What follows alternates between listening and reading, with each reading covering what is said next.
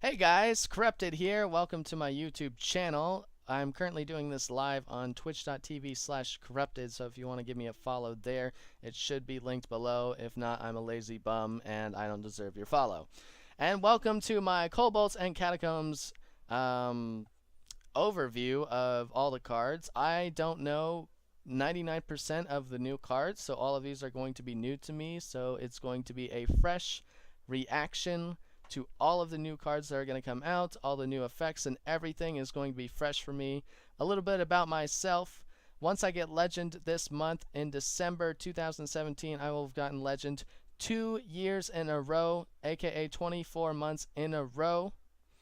And I also offer free coaching on my stream, etc. I am also looking for a team to play competitively for 2018 in Hearthstone. So if you're looking for a new player or if you want to find a new stream, maybe mine is for you. So without further ado, of course, this is going to be a one take, which means that I'm going to try to do this as efficiently and not as boring as possible. And also means that there's not going to be any cuts or anything going like, oh, he messed up or anything. If I mess up, well, that's too bad for me and awesome for you because you get to see it. All right.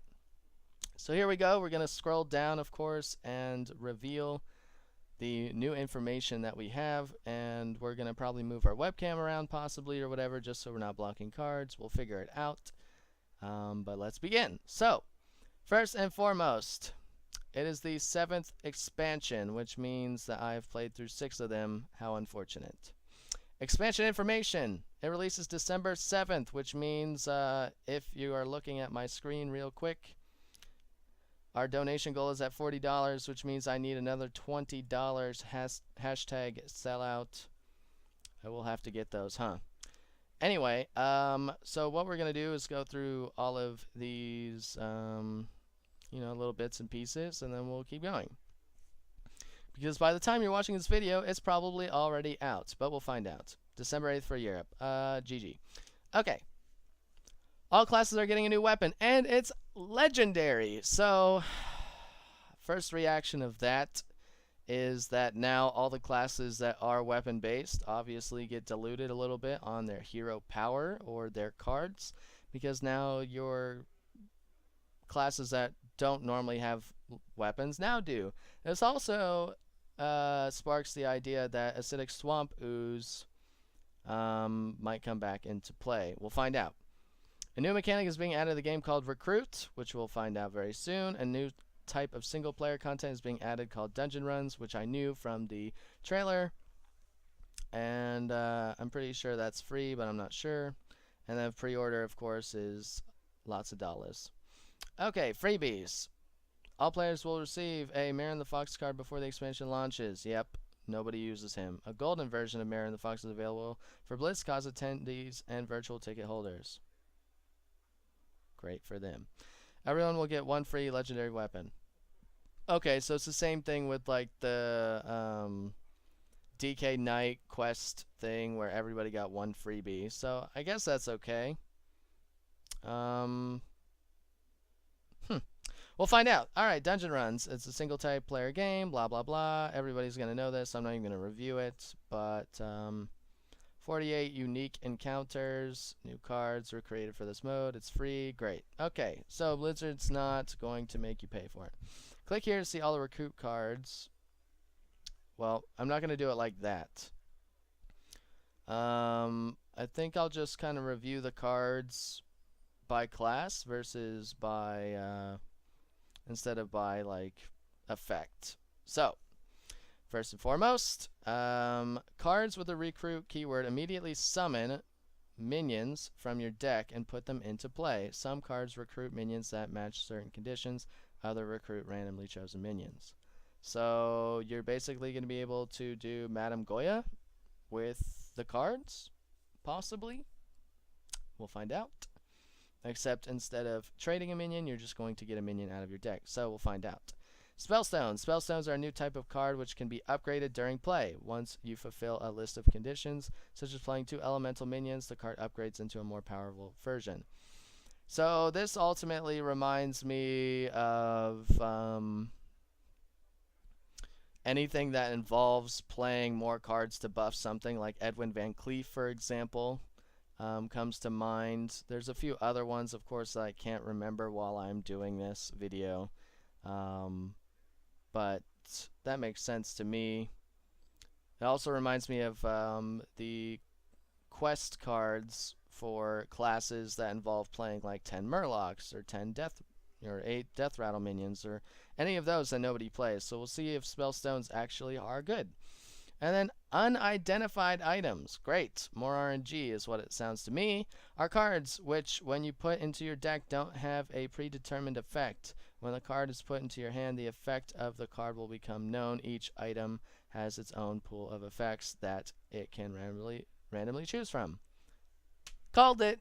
It's going to be a lot of RNG, aka that's the expansion for you, right? So you have recruit cards to summon cards out of your deck. You have spellstones, which buff cards once you actually fulfill the condition, and then you have the RNG.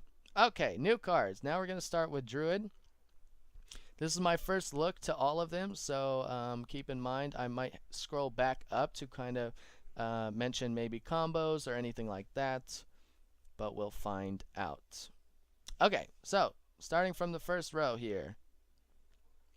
Do not ask me how to pronounce this.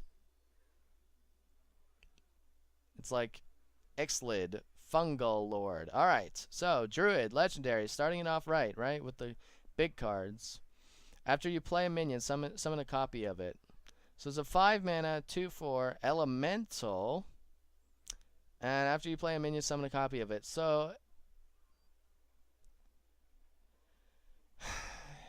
it seems to me like this could be really good if you're playing the 5-drop 3/4 that makes a minion cost 5. And then you play this, and then that 5-drop on 10, and then just double it. So it could be pretty good. Obviously, it's going to have a lot of interesting effects because it's play a minion, not cast. So Jades wouldn't get copied. I'm not 100% sure if Jades actually are going to get cycled out. I guess I should do more research.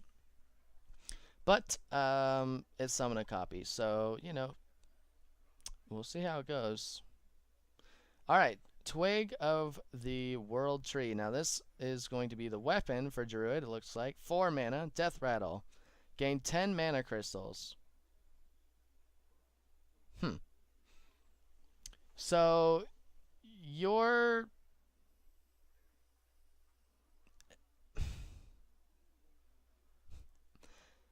does Druid have a way of getting another weapon by chance? Just because you would want to, like, ramp to Twig and then play it and then kill it, right? But that seems kind of silly.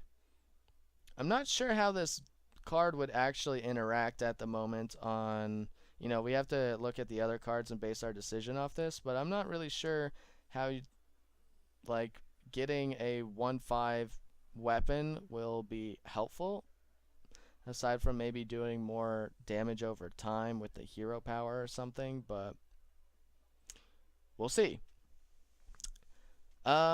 Although, if it dies, you gain 10 mana crystals. It doesn't say empty, so maybe it'll refill your board for mana crystals, which I just realized. That could be pretty good. It's like a ticking time bomb, though, right? But you also have to be able to swing at something with this, right? Like, if they play a big taunt, you don't want to be taking 3+ damage just to try to get this chunk down. We'll see. I'm iffy on this. Branching Paths. Choose twice. Draw a card. Give your minions +1 attack. Gain 6 armor.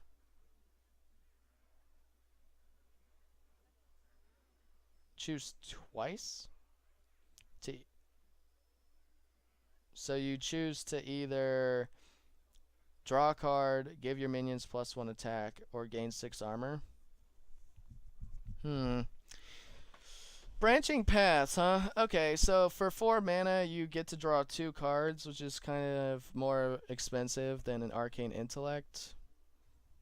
But if you're playing aggro druid, you could buff your minions, which makes it a harder to play Mark of the Lotus. Or like Power of the Wild with half the stats, but I guess, you know, after if you've summoned a bunch and then you just have this, you could play that too, so it could be okay. We'll see. Okay, Astral Tiger. Shuffle a copy of this minion into your deck. So once it dies, you shuffle a copy. So you could do the Fungal Lord into Astral and never fatigue. Sounds like Jade's again. I mean, you'd have to kill this off, but I guess this is okay. It's a Sedgeon Shieldmaster worth of stats, but I'll have to see all the cards to really get a feel for like how good or bad this is. Grizzled Guardian, Taunt, Death Rattle, Recruit. 2 minions that cost 4 or less. So for the Sedgeon Shieldmaster, worth of... All I really need is a little bit. Not a lot, baby girl, just a little bit. Thank you for the 20 bits. Everybody on YouTube's going to be very surprised by that sound effect, but that's what happens when you do it live, guys. We're doing it live. Thank you for the 20 bits, though. I appreciate the support. Thank you for that. So, Grizzled Guardian for 4 or less seems pretty good, especially if you've played a lot of your small minions first. If you even play small minions, this could definitely help you, you know, get more cards and thin out your deck more. So I think we might see some play with this. It's a very weak minion for 8, but to just imagine it's Finja, the flying ninja, right? For 5, you play a 2/4 and then you hit and you get 2 minions. It's the same idea except you get the instant effect and it's taunt. So this might see some pretty decent play. We'll find out. Greedy Sprite, Death Rattle, gain an empty mana crystal. So instead of playing Jade Blossom, you can play this now if you're going to try to compete with the board more. Okay, I could see that working out. Lesser Jasper Spellstone. Deal 2 damage to a minion. Gain 3 armor to upgrade. Okay, so this is our first Spellstone, right, that we're looking at. Basically what it is if you gain 3 armor, you upgrade the spell, but we don't know exactly how it's going to get upgraded, or I at least don't know. But I have a feeling, you know, gaining armor could be, you know, with Feral Rage or something if that's still in the game, or maybe Bites or anything like that. So maybe we could see more spell combos depending on how good the greater Jasper Spellstone, I would imagine this would be. I was encouraged to click it, which means that it'll probably tell us what it is. Alright, here we go. So, deal 4 damage to a minion, gain 3 armor to upgrade, and then... Okay, so it goes from, what is it, the lesser to normal to greater. 6 damage, deal 6 damage to a minion. Okay, so it's basically encouraging you to gain armor through cards, which could be interesting, but it also reveal like what you're playing. So this could definitely be a meta card, but I think that just the lesser part of this card here, being able to do 2 damage is going to be way better as like an early removal tool, kind of like the Flame Geyser. It doesn't give you the 1/2 Flame Elemental, of course, but the Flame Geyser for Mage, right, costs 2. So for 1 mana, you still do 2 damage. So it could be early removal. It can just be like another Holy Smite for 1 from Priest.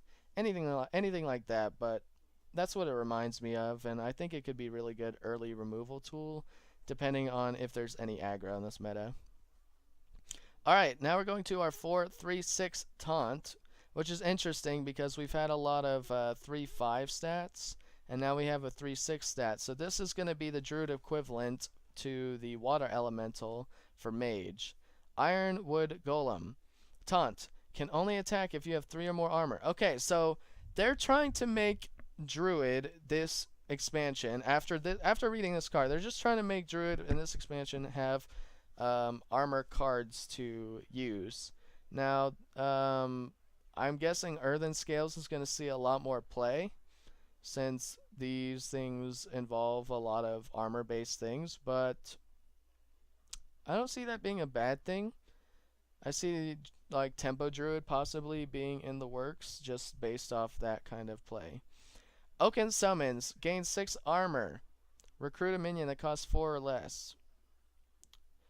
Yeah, so this is what I'm saying, right? Like, you play cards to be able to not get killed by a lot of damage, right? You get a lot of armor, and then you play cards that have armor synergies.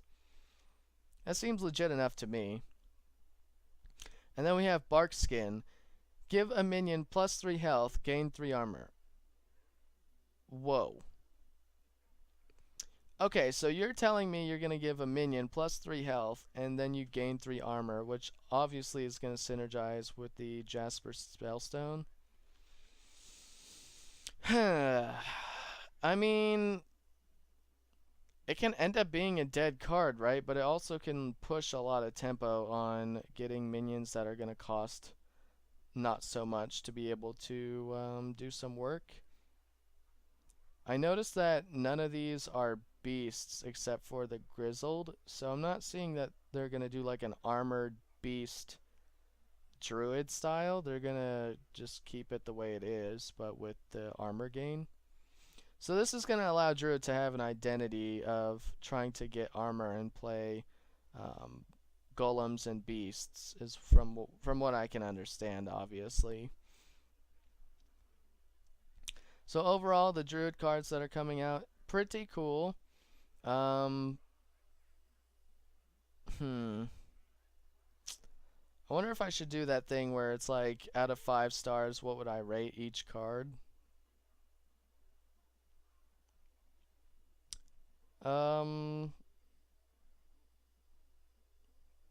That's kind of risky business. Maybe I'll do it after I go through all the review and try to do this a little quicker, because I feel like I'm getting through these pretty fast, but I'm also getting through these really slow.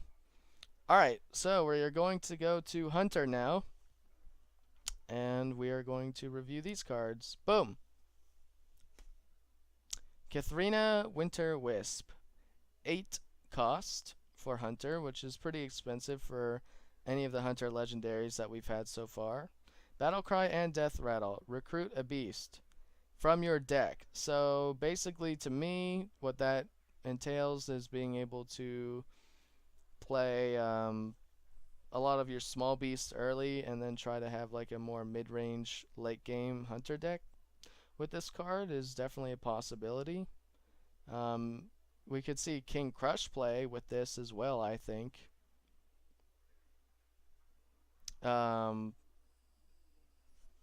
I think that's definitely a thing we could do. Okay, so from the chat, I'm being asked about the Greedy Sprite, and to go over it a little bit. So, Greedy Sprite essentially does the same thing Jade Blossom does, except it has to die in order to get the empty mana crystal, right? So instead of getting the mana crystal automatically from Jade Blossom, you would have to play this and then, you know, pop it to get the mana crystal.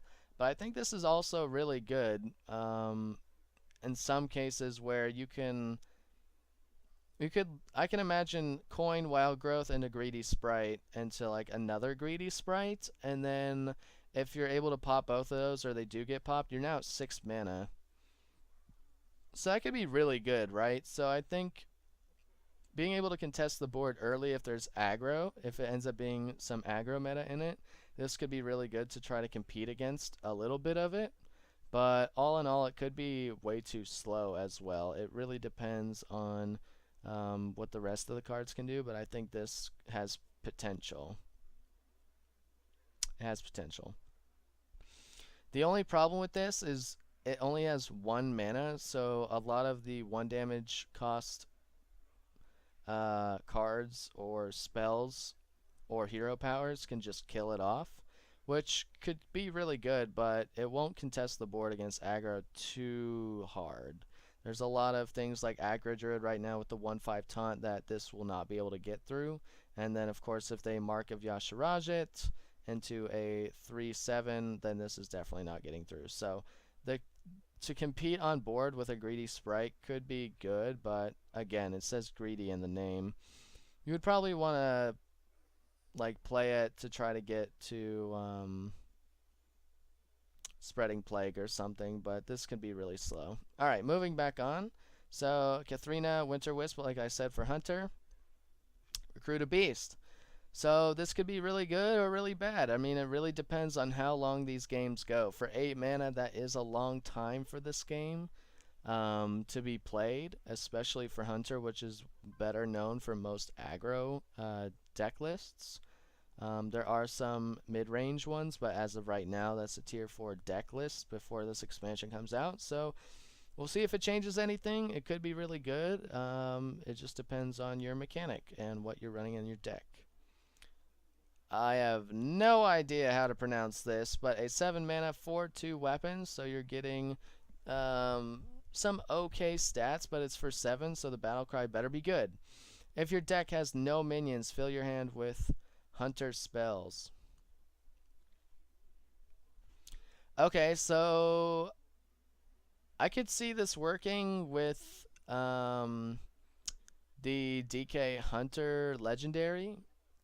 I'm not sure how else this would work if you don't have a lot of minions in your deck. So maybe it could be good. Maybe you just draw into Yogg-Saron and then you play this card, right? Like, I'm not really sure 100% on how well it'll do it, like how well this will go. Spell Hunter could be a thing, but then you're talking about a mage class doing Hunter damage with hero power and weapons. We'll see. Crushing Walls. Destroy your opponent's left and right most minions. Okay, so this is an interesting concept, right? Because most of the time, when you're playing around things like Meteor, Cone Cold, etc., you're basically putting all your good minions on the outside and all your bad minions on the inside. This is going to force an extra layer of knowledge for players to realize that if they're going against Hunter, now they have to watch out for explosive shots to be able to kill your minions in the middle and adjacent for 5 damage and 2 damage, or then crushing walls, which then can kill your outside minions on turn 7. So Hunter might end up being that class that you really have to be playing around cards and paying attention to like how much mana they have per turn, etc. For 7 mana to destroy 2 minions, I mean, it could be really good, right? You can't just play 2 minions, right? It'll automatically kill both of them. So a lot of the times I see plays where an opponent will play the Cobalt Scalebane and then play one other minion to buff both of them. Well, now with Crushing Walls, they wouldn't be able to automatically do that if it's turn 7 or more, right? They would have to play into it, which means it'll be harder to get board control against this. But again, 7 mana. I think we'll see play from it, but we'll see how good it is. And we'll go from there. Alright, 6 mana, To My Sides, another spell. Summon an animal companion or 2 if your deck has no minions. So you summon an animal companion, which is normally 3 mana. But if you have no minions again, you get 2.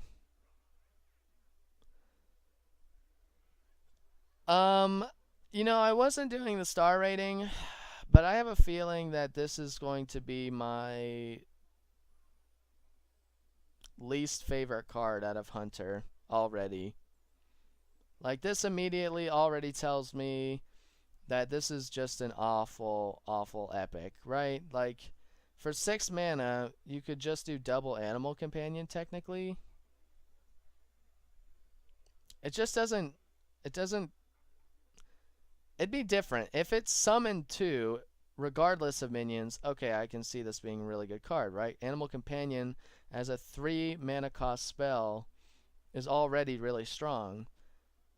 For 6 mana, for 1 card, you get 2 of them. I can see that being a very good tempo play. But here, unless if you're playing a spell deck list, which is discounting all of the Hunter cards that exist now, since most of Hunter has always been minion based, what are you going to do? I don't know. I just don't think this is going to ever be good. If we're doing 1 out of 5 stars, this gets a 0 for me.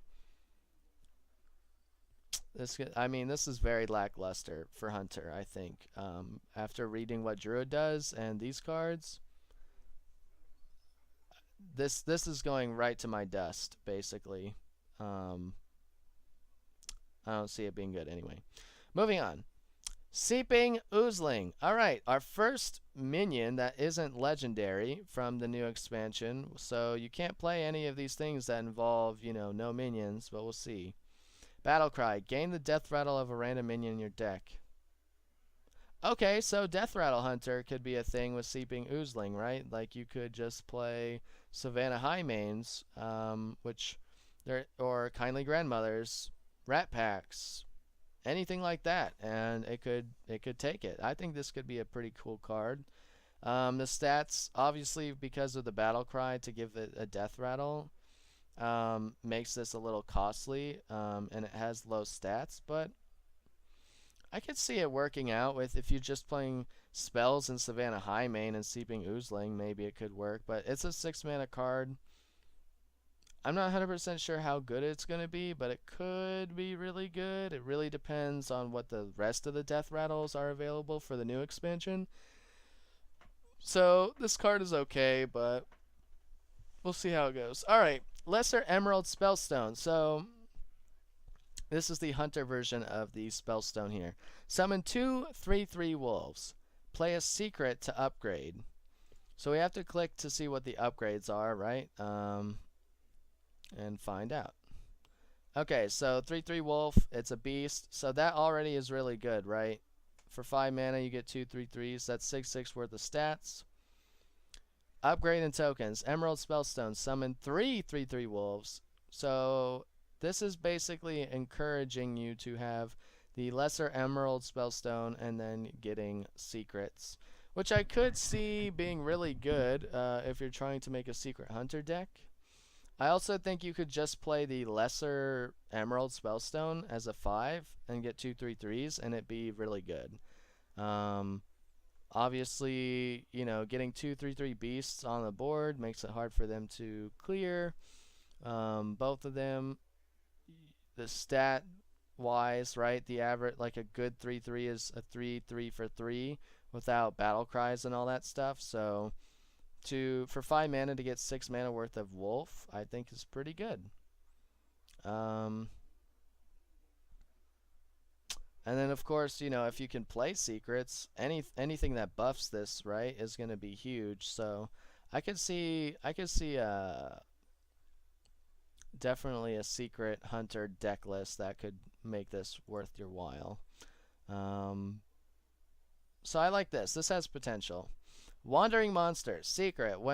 Okay, so this is a new secret from Hunter. 2 mana standard for Hunter. Here we go. Secret. When an enemy attacks your hero, summon a 3-cost minion as the new target. Interesting. It says summon a 3-cost minion as a new target. So it'll summon a minion that's 3 cost. I'm not 100% sure. I'm not 100% sure on what they'll consider a 3-cost minion, right? It could be Alarmabot, or it could be Injured Blade Master, right? Like, if it's that kind of 3-drop, I think it'll be fine. It'll definitely add some RNG to the mix for a secret for Hunter. We might actually see this get played, and this could be a lot of fun. Or it might just be useless and you stick to your freezing traps. And a hello to Q, who is Just join the chat. Okay. Flanking Strike. Deal 3 damage to a minion. Summon a 3/3 wolf. Okay, so here you have what Quick Shot did for 2 mana, and then for another 2 mana you get a 3/3 wolf. So this, I could see, you know, how Hunter can then be not needing necessarily to play minions, right? Because you can have Animal Companion, Eaglehorn Bow, Secrets, all that stuff, and get this kind of value where you're removing one, play one, right? With Firelands Portal, it costs 7, you do 5 damage, you get a 5-drop, right? For 4 mana, you get to do 3 damage and summon a 3/3 wolf every time, which is Beast Synergy. So you have a guarantee on like what you're getting, so it's not going to be as RNG heavy of Firelands Portal, not knowing what 5-drop you're getting, but for this kind of stats, I could see it maybe being played. It's kind of expensive for 3 damage only, but could work. It could work. Cave Hydra. Uh-oh. We have Bittertide Hydra, so what does Cave Hydra do? Let's find out. Also damages the minions next to whomever this attacks. Okay. So we've had this mechanic before. I think that this could be a really strong 3-drop, definitely for Hunter, with the Houndmaster play, making this a 4/6 and then doing 4 damage to the minions next to them. Definitely could be a very hurtful card against, you know, your opponents, and force them to maybe have to play around this or prepare for this by getting removal. 4 HP for 3 mana is pretty good, since a lot of minions aren't going to have more than 3 damage for 2 drops or less. So I think that can be pretty good. And then our weapon. So we have the legendary weapon for Hunter, which we discussed, but now we get to go to just a regular plain weapon for Hunter. It's a 1-drop here. And let's check it out. Candle Shot. Immune while attacking.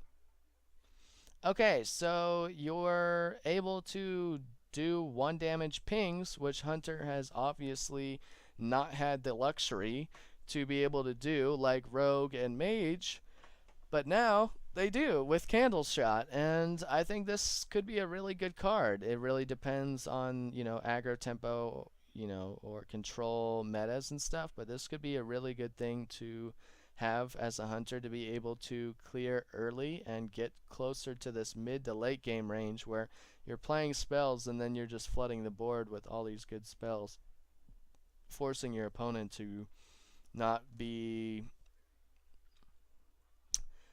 getting their deck rolling, so to speak, or actually doing well. So I think this is decent. I think this is decent. All right. On to Mage. Here we go. And I'm not going to scroll too far so everybody can see it. And we'll see. A lot of the graphics already look pretty cool. But let's find out what they do. Alright, first card is going to be Dragon Caller Elena, is what I'll guess it is. Battle Cries. Summon a 5/5 dragon for each spell you cast this game that costs 5 or more.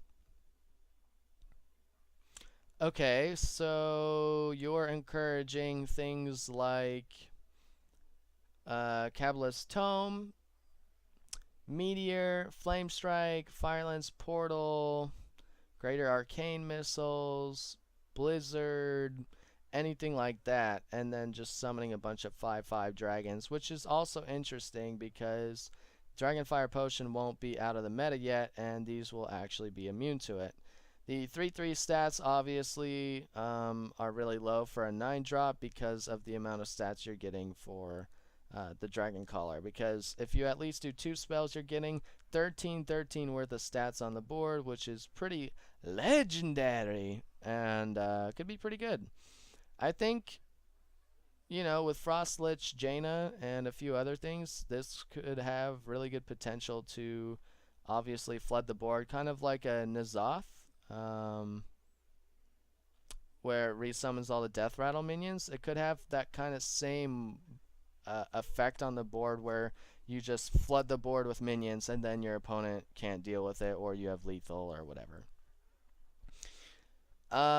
Okay, here comes the legendary weapon for Mage. So this is going to be Mage's first official weapon and probably only weapon from what it looks like. So we'll see what goes on.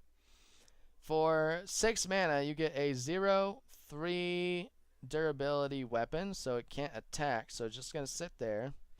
I kind of like that aspect, just from thinking about, the mage and mage not using weapons to attack. So we'll see what the effect is. At the end of your turn, draw 3 cards. So my guess is that the durability of this weapon is taken once you draw for 3. I would imagine that's how it would work. Now, this can be really good, actually. I mean, this effectively, okay, is 1.5 arcane intellects for 6 mana, which means for 1 card you're drawing for 1 arcane intellect, and that's guaranteed, right? Or 1.5 arcane intellects worth of draw, guaranteed.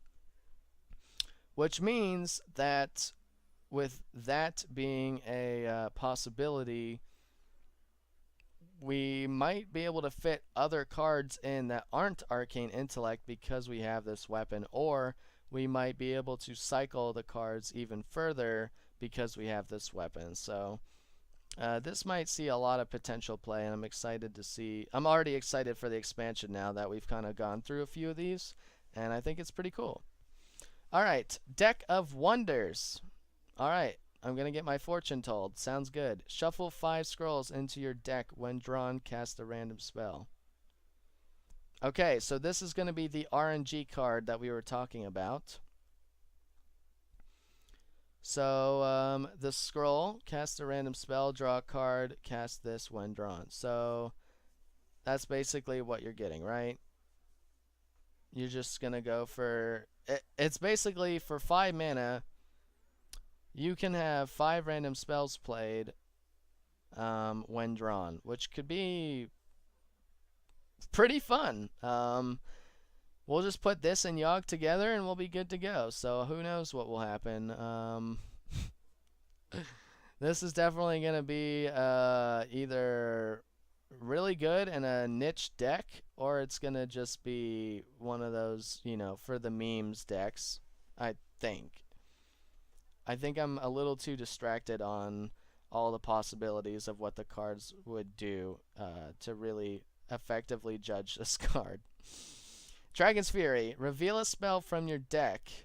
Deal damage equal to its cost to all minions.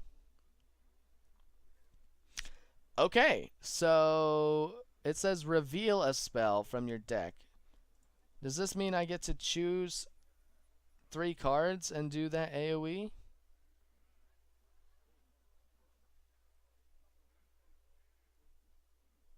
Or it's just going to reveal a spell from my deck? I think I don't get to choose, right? That would be kind of interesting, right? Because you could play a lot of big minions and have a lot of early removals and go from there and hope that you just clear their board and then have more of a late game play.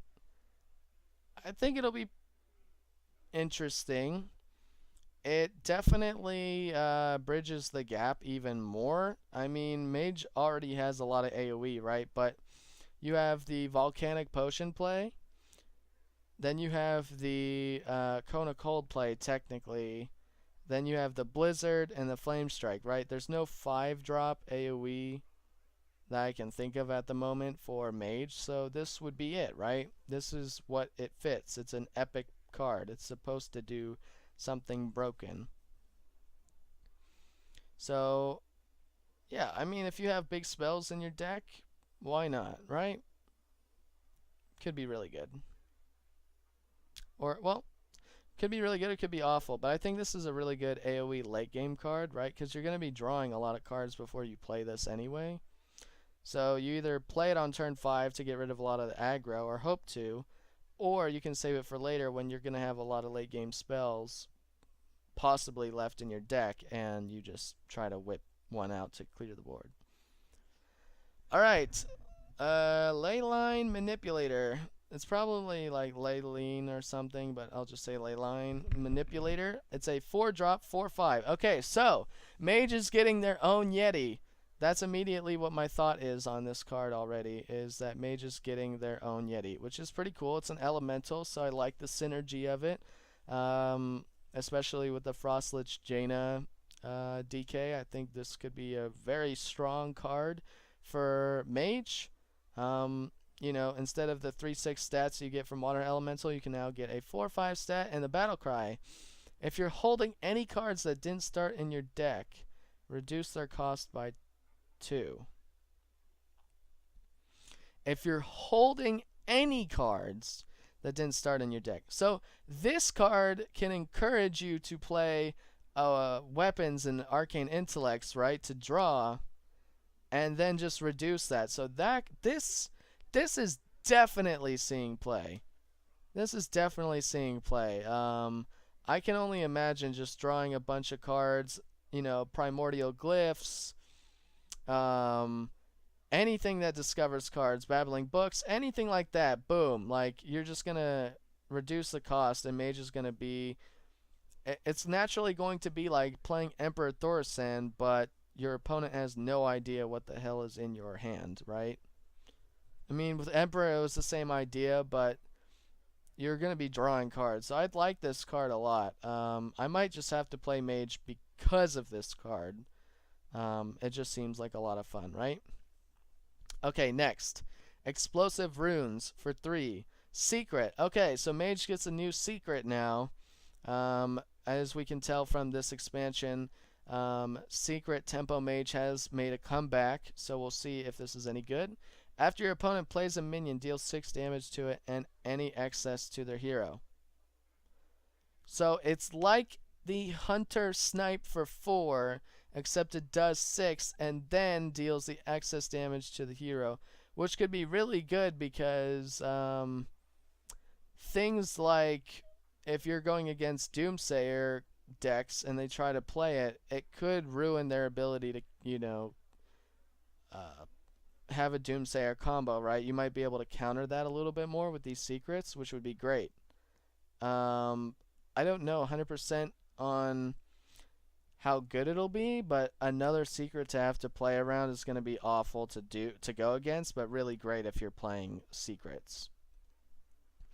Here is our Spellstone for Mage. It is a 2-cost card. Add 1 random Mage spell to your hand. Play 2 elementals to upgrade. So they're going to make Elemental Mage a thing now.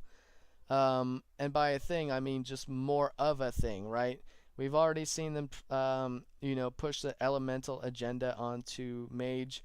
This might encourage them to actually do that. So, the Lesser Ruby Spellstone, add 1 random Mage spell to your hand, play 2 elementals to upgrade. So you upgrade it, 2 random Mage spells to your hand, or play 2 more elementals, get 3.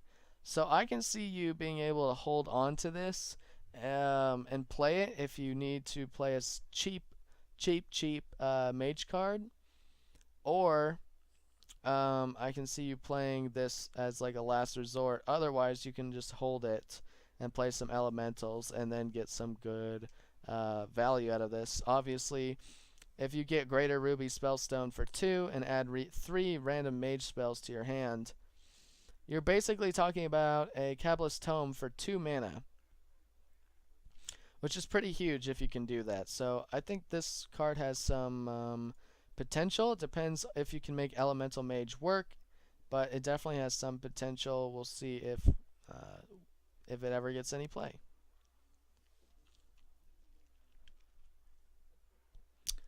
A small note, this also blocks Exodia play, which somebody in my chat had pointed out. So I think that is a good note to think about as well. You know, being able to block the whole, you know, Exodia Mage combo and try to deny that, this could definitely take Exodia Mage away from that. It does force you to have to run it and then hold it for that kind of combo, but it's possible to run 2 of them, and it's possible to have one at the right time. So this could be a very high skill card as well for the Explosive Rune. Okay, a 2 mana 2/2 beast for mage, Raven Familiar, Battlecry. Reveal a spell in each deck. If yours costs more, draw it. This is amazing. Okay, so we've had this kind of card thing before with Jousting, and this kind of does the same exact thing, right? It obviously will tell your opponent what kind of list you're playing or what spell you'll have, but you get to play a 2 for 2/2, which is decent. It's okay stats for a 2-drop, but you also get to get a spell from your deck, thinning out the deck, which is great, right? You're drawing another card for things like Manipulator, but then if you don't win, you still get to see a spell from your opponent and reveal what kind of deck they're playing. Because at least towards the beginning of this expansion, a lot of people are going to play a lot of random shit, and you're not going to know what spells do what or what to play around initially. So this could be a good indicator card to find out, what your opponent is playing. And then once the meta arrives, you definitely just are going to know whether or not this is good or not, and being able to try to challenge your opponent with spells. Zoolock is very popular right now, and a lot of the spells that are being played with Zoolock is really just Soulfire and Mortal Coil.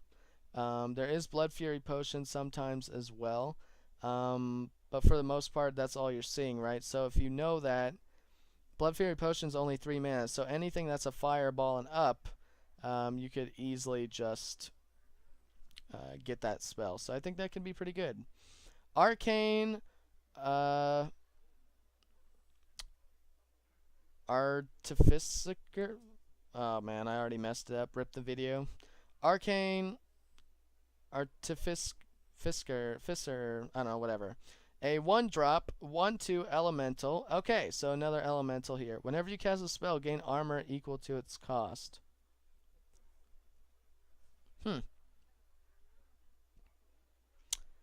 Does this replace the mana worm? It's an elemental, so maybe. But I don't know, right? Like, yeah, you can get a lot of armor off it, but that's if you play it, and it's only 1/2 stats, so it dies pretty easily. Okay, I'm told it's Artificer. So Artificer is what it's called. I don't know. I'm iffy on this. Does it replace the mana worm? I don't think so. I mean, it really depends on like your elemental synergies that you're trying to do. Could be okay. I don't. It's iffy. It's iffy. Then we have Shifting Scroll. Each turn this is in your hand, transform it into a random mage spell.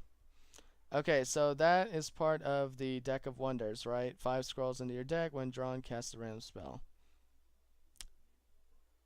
Each turn this is in your hand, transform it into a random mage spell. So you get a random spell, but then you also get a random spell in your hand. This might be broken, right? The fact that you could shuffle 5 spells into your deck and force your opponent not to being able to play around them could be really difficult. I mean, it could really screw you too, but a lot of the times being able to have all these random spells in high roll, that's easily the possibility of like what it would do. I have a question from the chat, which is, are these separate cards? This has no mana value, which tells me that it shouldn't be like I don't know, like you would just draw and it would automatically transform.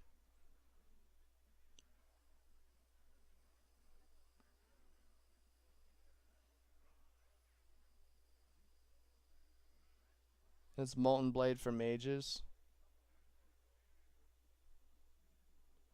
Well, see, but the Molten Blade has a mana cost, so I guess it's kind of confusing.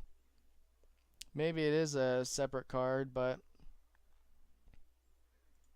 I don't know. I guess I just assumed that it would be what the Deck of Wonders gives. But I guess because each class has been getting 10 cards total, right? Like, I guess it's a separate card, but I guess it automatically transforms when you draw it? I don't know. I guess we'll find out, but it's kind of interesting that this, like, they have, mana costs 0 to 10, right? So they're going to have to do a new one because this doesn't have a mana cost? I'm not sure. But we'll find out, I guess. Who knows? Alright, next cards is Paladin. So let's start reviewing for Paladin and see what we can do with that. Alright. Whoop, there we go. Lanessa Sun Sorrow. Okay. Thank you for the tongue twister, Blizzard. Battle Cry. Cast each spell you cast on your minions this game on this one.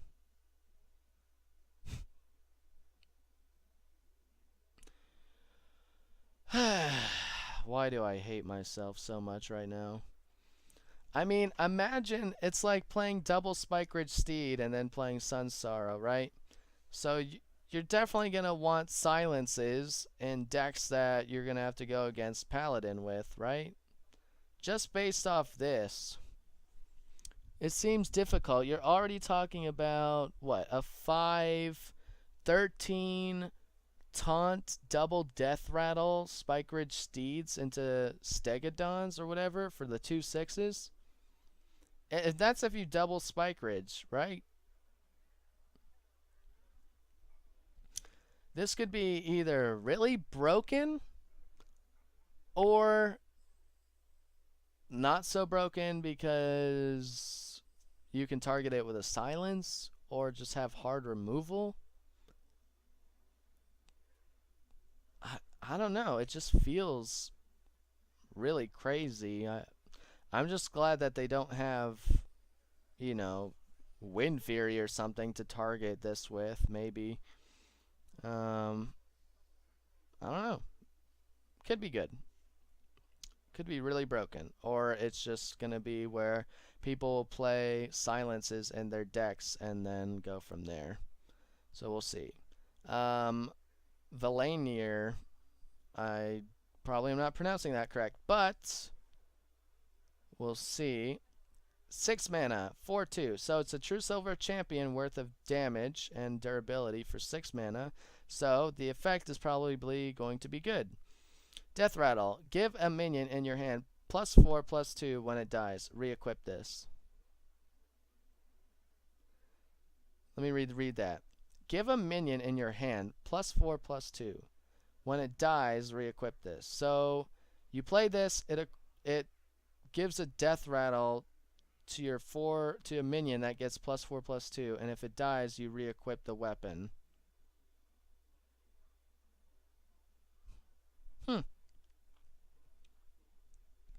It does reveal information to your opponent that you have a minion in your hand that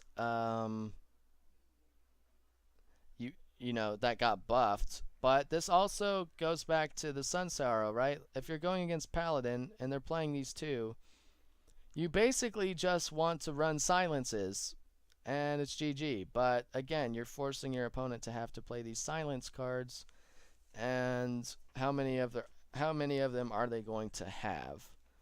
You might have to kill Paladin early because once they get to these levels and they've played Spike Ridge Steeds and all this other crap, it might make a difference, but we'll see. Level up. Give your Silverhand recruits +2/+2 and taunt. So this is basically Quartermaster, but as a spell.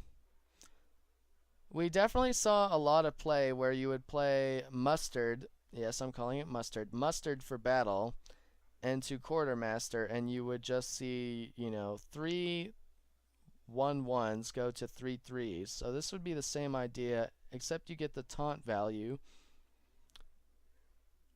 I have to see the other Paladin guards to see if this is good, but it just might be too slow.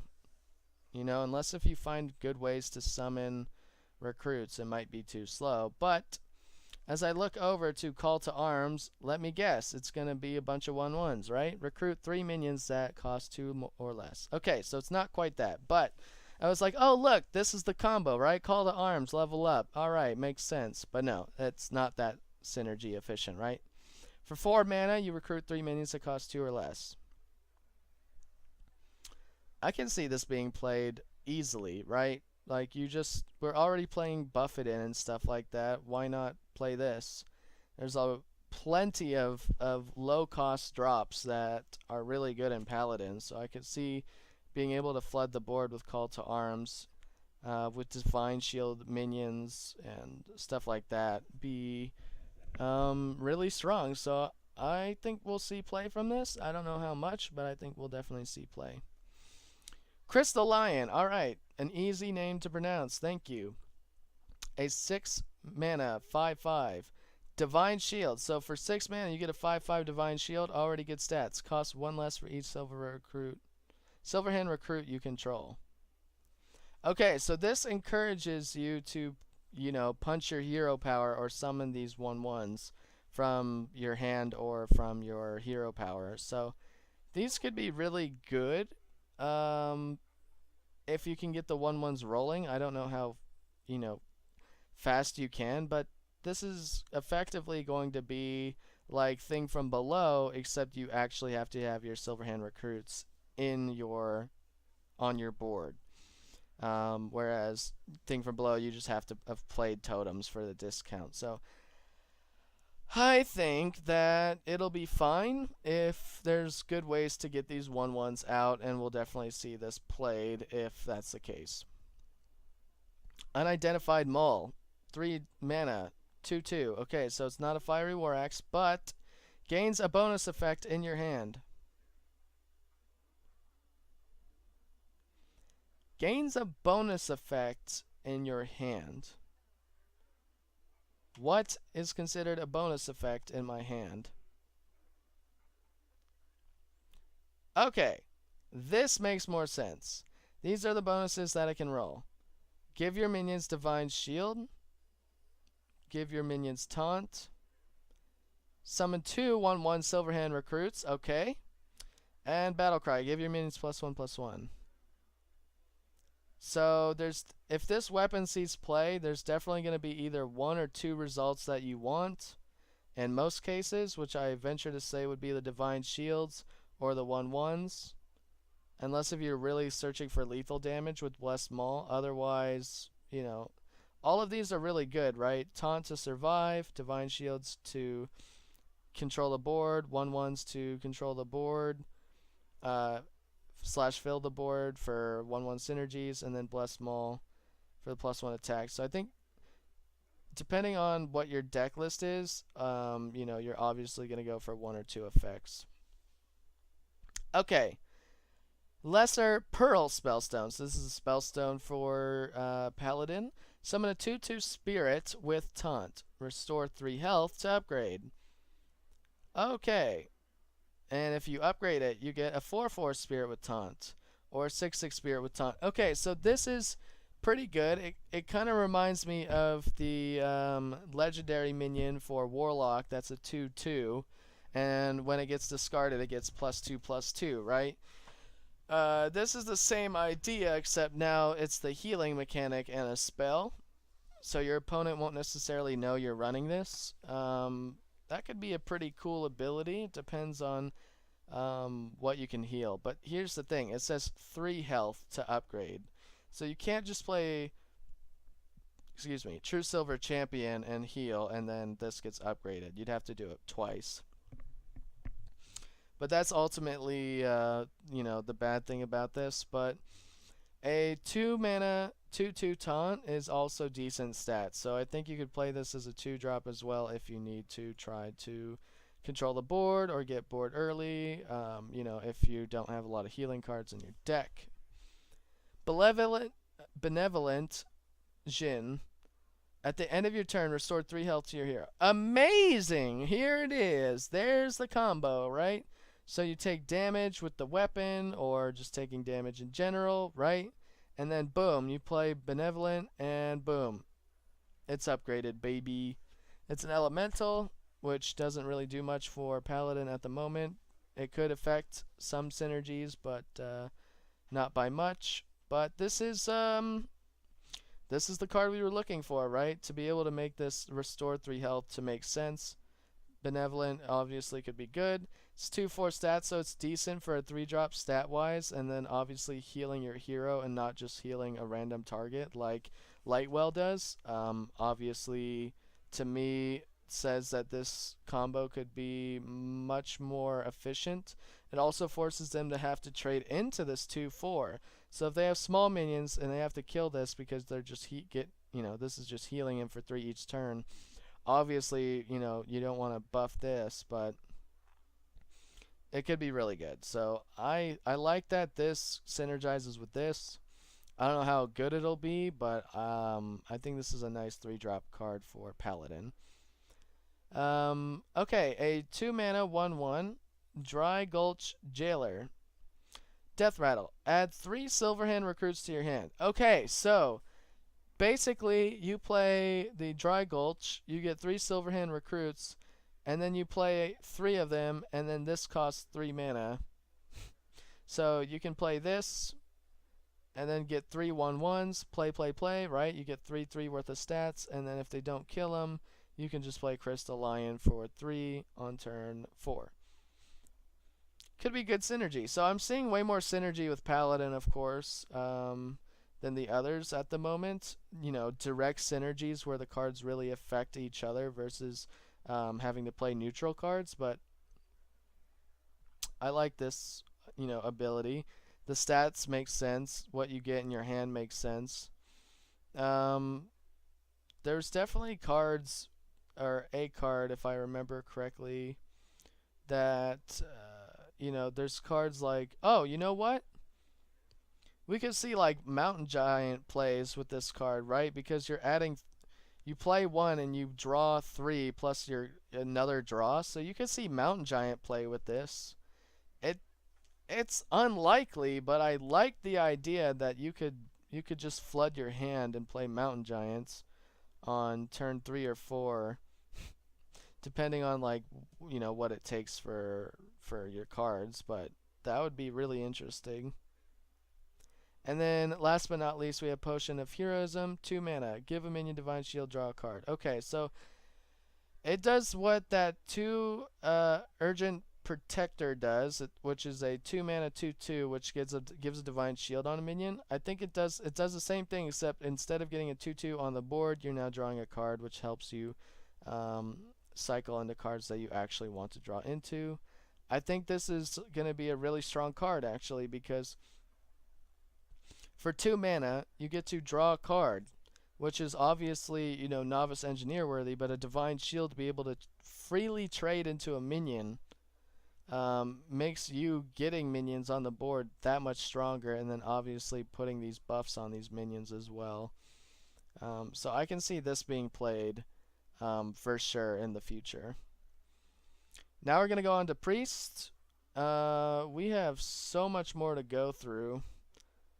I'm already exhausted on trying to do all of this, but oh well. Hopefully you guys aren't bored. I don't know what my view count is currently at the moment on Twitch, but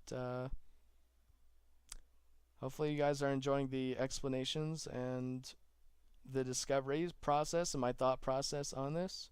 That purple is finally bothering me enough, so I'm going to get rid of it. Here we go. 4 Priest. Boom. Temporis. Battle Cry. Your opponent takes 2 turns, then you take 2 turns. So this card in particular, I did get to hear about /see before, because somebody asked me, what would be the purpose of this card, and I haven't seen most of these cards, so I don't know exactly how good this will be until I see all the rest of the Priest expansion cards. And I think that will tell us more or less likely on how good this will be. Because for me, it's like, why would I want to give my opponent 2 turns and then I get to take 2 turns? yes, it could be really good, right? Because then I get a 6/6 on the board, they have to deal with it, and then whatever. But giving your opponent 2 turns in most cases, obviously, if you've ever played a Hearthstone game, in my opinion, right, and you've disconnected, and your turn ends, and then you've reconnected, and then your opponent plays another turn, and then you try to come back after missing a turn. Yes, you only get 1 turn when you disconnect, but that's the same idea, right? How hard is it going to be for you to deal with what your opponent plays for 2 turns?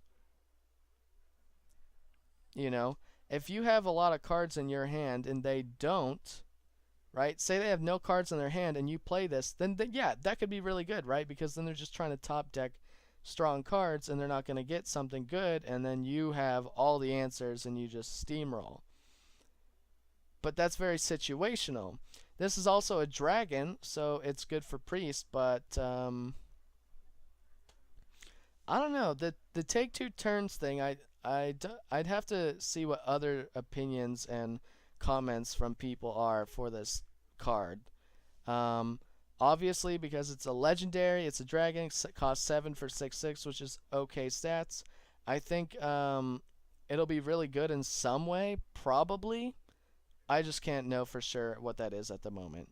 So we're going to move on. Okay, Priest, 0 damage, 3 durability, same as Mage. For 3, same as Mage. So I like that because obviously Priest and Mage aren't supposed to have, you know, weapons to be able to attack with or use. So I like that. So we'll see what it does. After you cast 3 spells in a turn, summon a 5/5 dragon.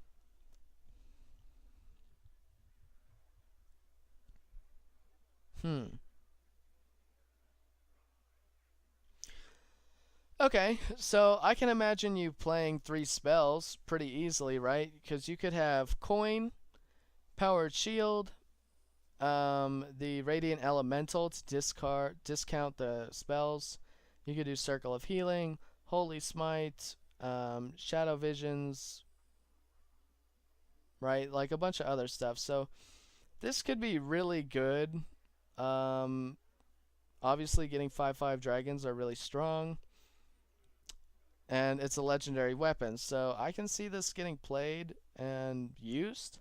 It just depends on like how you can fit it into the deck, and because you're only going to be able to play one, how good or how reliable will it be to be able to get this kind of combo, right? Like if it's super strong, like Keleseth, right? Then you're obviously going to play it and hope for it every time.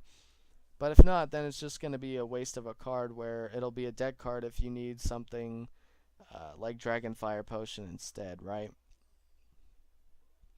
I can see this being really good, but we'll see, how it plays out, right? Psychic Scream. All right. 7 mana. Shuffle all minions into your opponent's deck.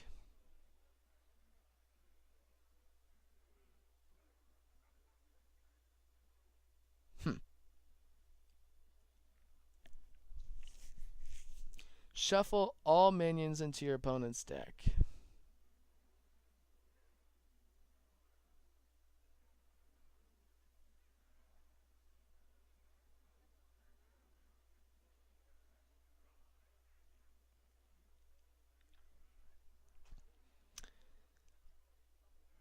Okay, so for 7 mana instead of 6, you're not vanishing, you're just taking all the minions that were on the board. But it says all minions. So all minions as in like on the board or in my deck and his deck? In my hand and his hand? What is it, right? Like, is that. What is the description, right? I need to investigate a little bit more.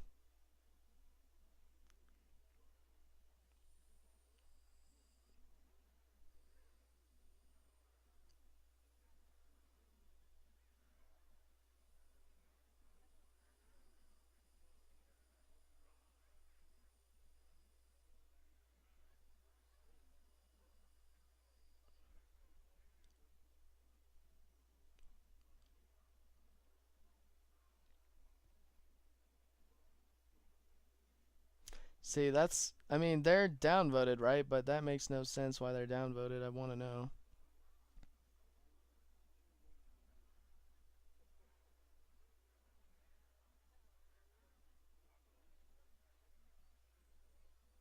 I mean, I can't be for sure, but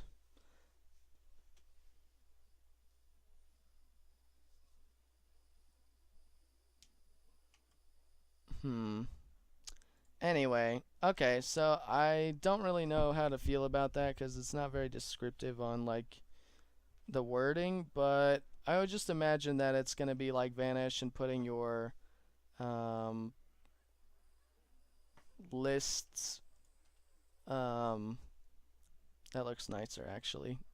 Now that we're already at the priest, but I would imagine this, just being a good removal then. But we'll move on. Twilight Acolyte. Okay, so we have another Acolyte. 3 mana, 2/4. Here we go. Battle Cry. If you're holding a dragon, swap this minion's attack with another minion's.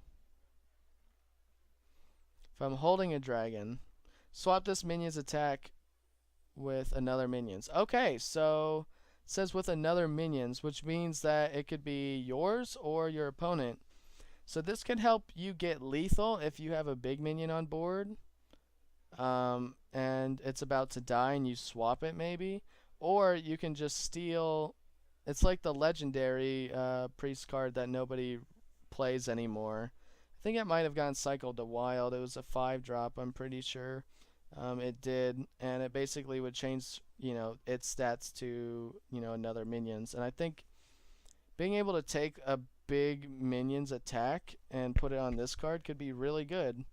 I could definitely see this being played. It's kind of like an Acolyte of Pain almost. Putting your opponent's attack to 2 and stealing their attack. I could see this being really good.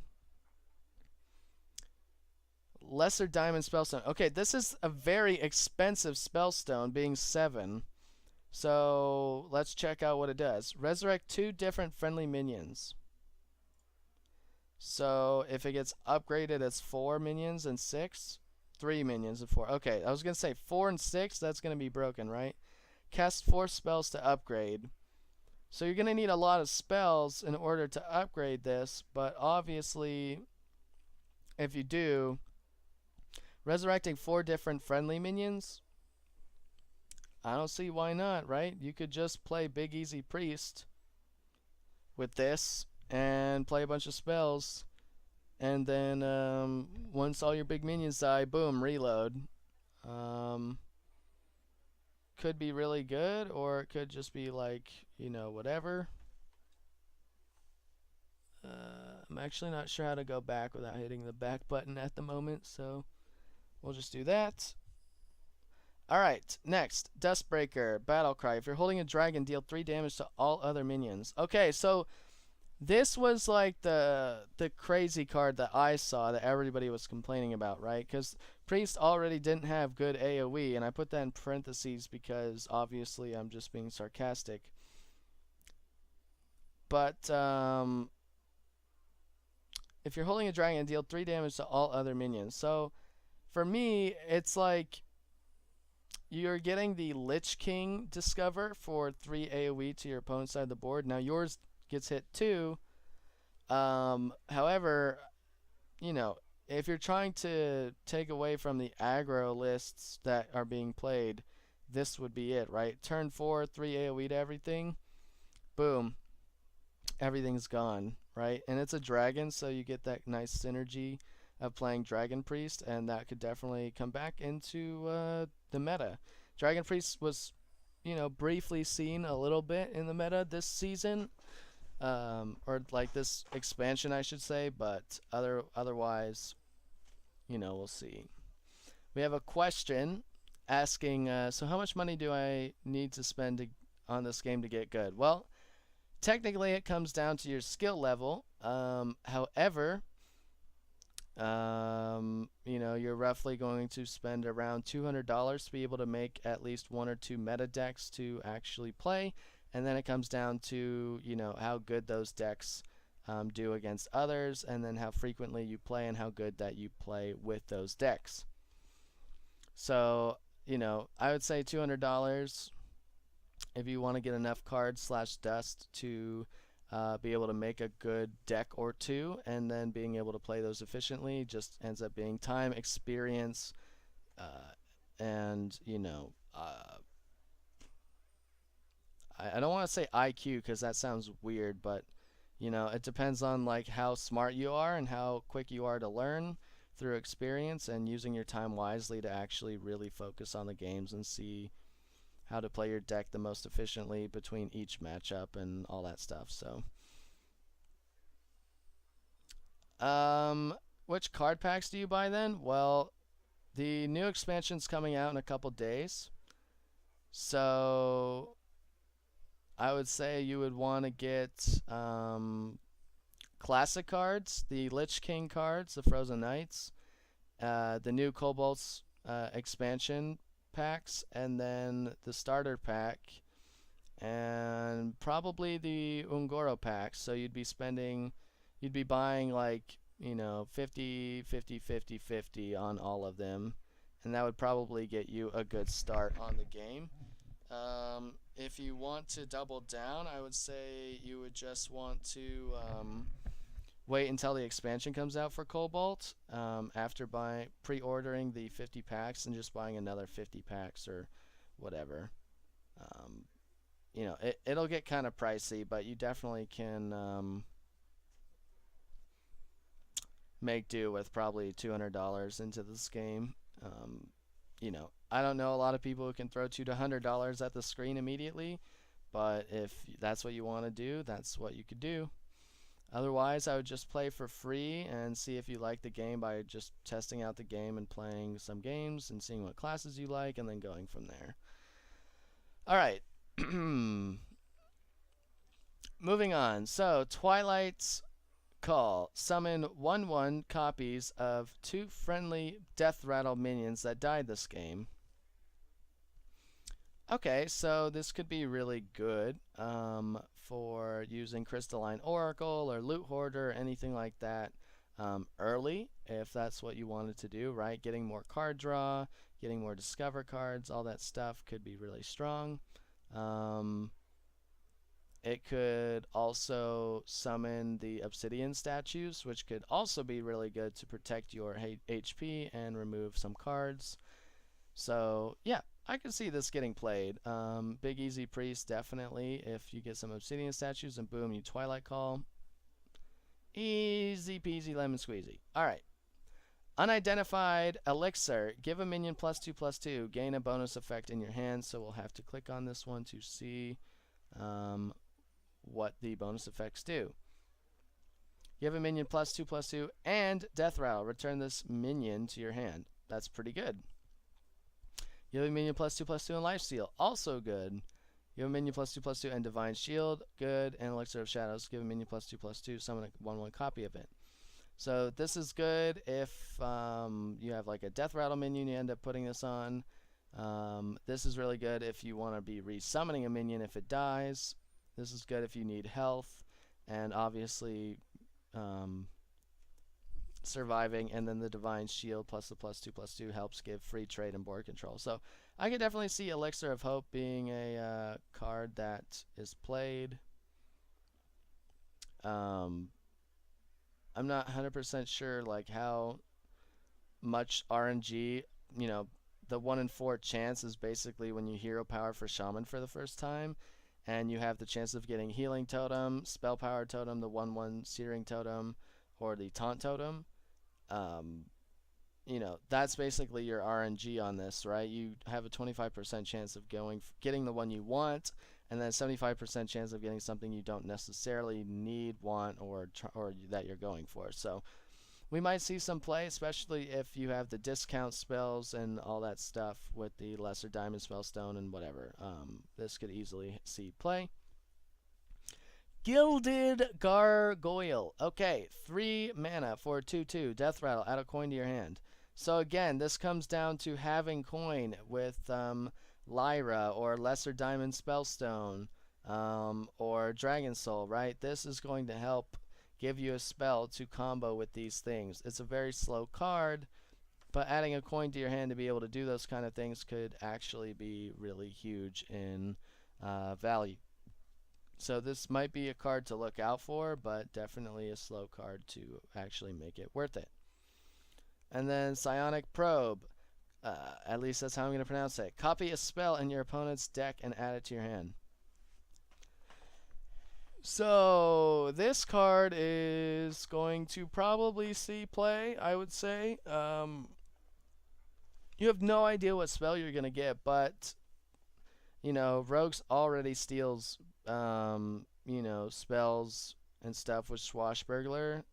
This is kind of the same idea, except you get a constructed one, which means you'll probably get a good one. You know, you're not going to find spells in your opponent's deck that's going to be bad most of the time, so that takes that away. But then you're able to combo and play these spells that help with the Spellstone and anything else that involves spells like Dragon Soul.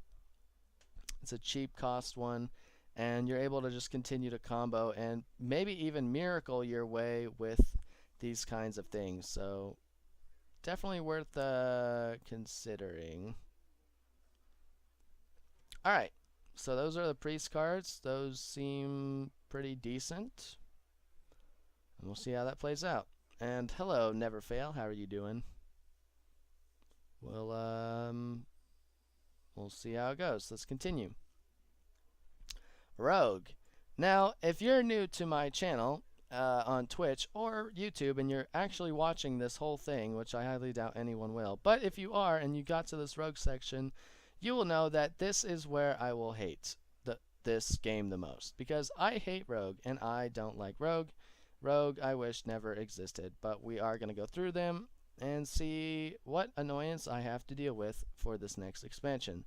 Starting off with Sonya, Shadow Dancer.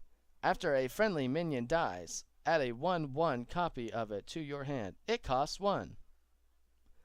Dun, dun, dun, dun.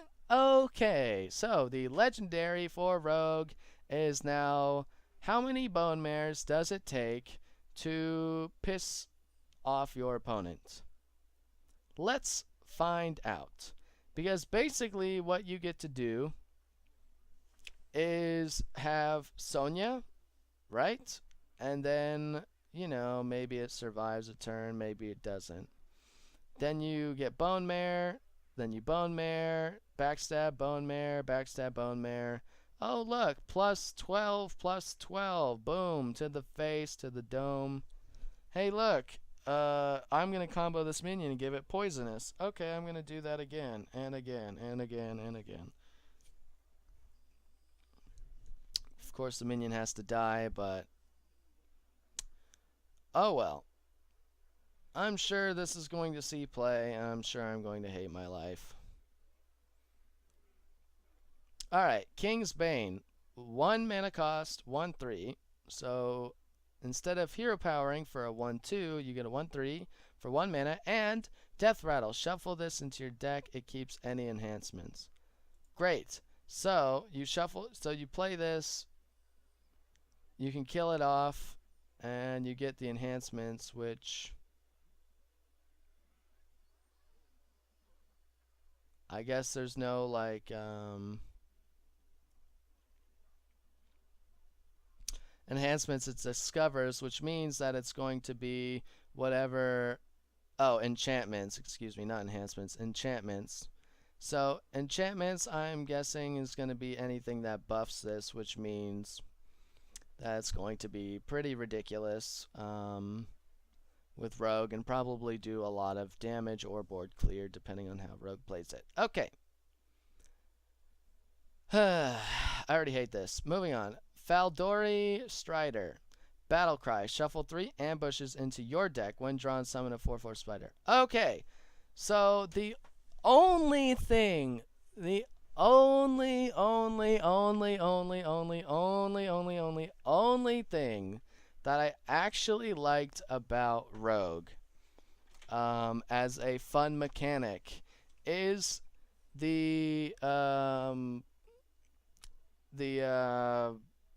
3-cost mana spell that gave you the 4/4. I can't think of the name. I'm sure chat will help. But the 4/4 that like you get on your side of the board when they draw it. So I like this card a lot because of that mechanic. You know, getting these 4/4 spiders is gonna be huge. Is it called ambush? I guess it is. But ambush as a card was really cool to see, and I like that mechanic, even though it's in Rogue, which I obviously don't play. But I like this idea, and I like, you know, being able to, you know, buff your deck with this kind of idea. I like it, but it's the only reason why I like it. So I think this will see play. You know, if you go for like a miracle style rogue or anything that involves coins or drawing cards, you know, this could obviously be really good. And then it really depends, you know, it's not going to fill up your hand because you're going to be automatically summoning it. I don't know if you draw another card once you summon the spider, but if that's the case, then yeah, this will definitely see play. Evasion, secret. So, Rogue is getting a secret for the first time ever. After your hero takes damage, become immune this turn. Okay.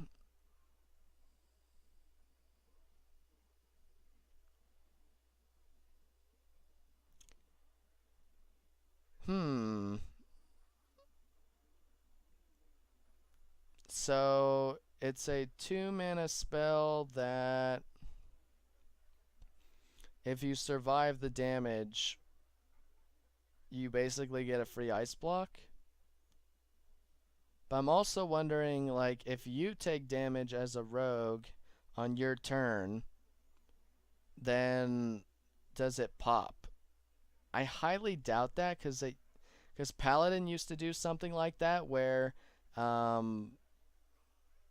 there was a secret that was played and you could pop it on your turn.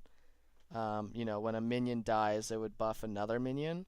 So I think they took that away, so it won't exist like that. It'll only be on your opponent's turn. But if that's the case, this could be really good to keep Rogue alive, obviously longer, which would be more of an annoyance since they want to get rid of Ice Block and they're putting evasion like that. But they're trying to make it Rogue, they're trying to make it evasion, you know, being stealth and getting out of there, whatever. Again, I hate Rogue. Lesser Onyx Spellstone. Okay, I like Onyx. I like the name of it, but we'll see. Destroy 1 random enemy minion. Play 3 Death Rattle cards to upgrade. And if you upgrade, you can kill 2 random enemy minions. And if you upgrade for more Death Rattle, you get 3 enemy minion kills, right?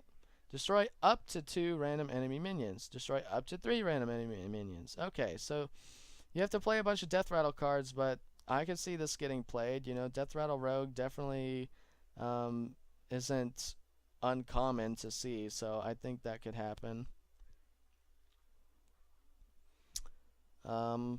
This might see play. I don't know if Death Rattle Rogue will be good, but it could see play. We'll find out. Kobold Illusionist. Summon a 1/1 copy of a minion from your hand. Okay, so this could be decent. It depends on what minions you're playing, but it could be decent.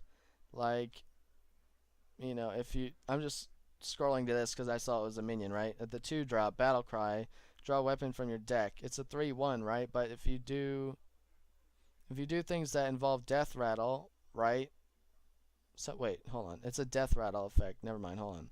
Death Rattle, summon a 1/1 minion copy. Okay, so when this dies, you get a 1/1 minion copy. So you could go for card draw or like the Jade combos or anything like that. I think this could be really good on that front.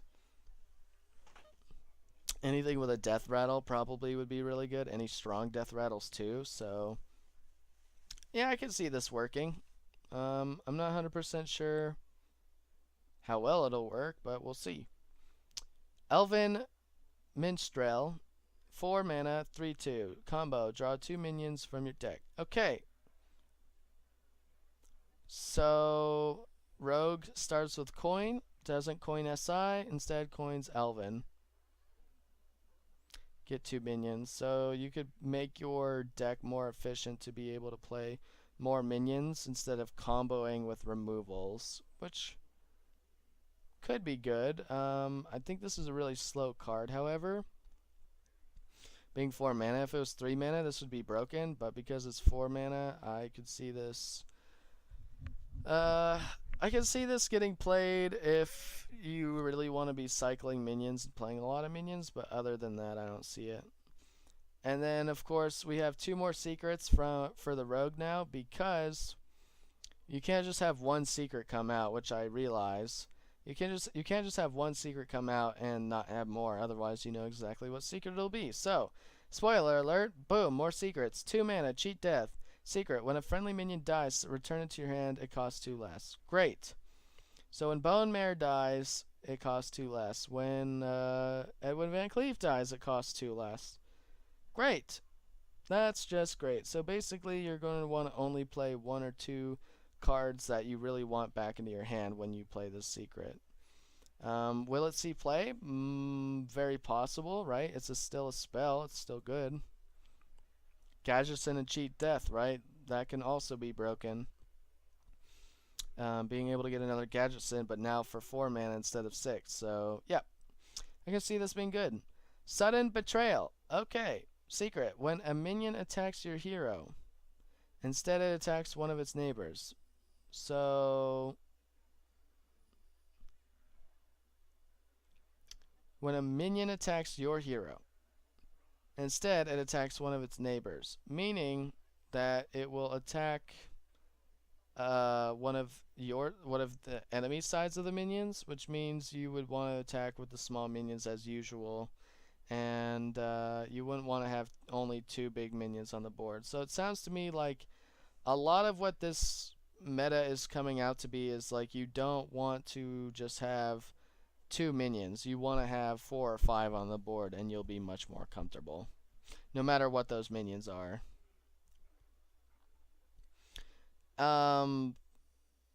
What quest though? The quest for Rogue?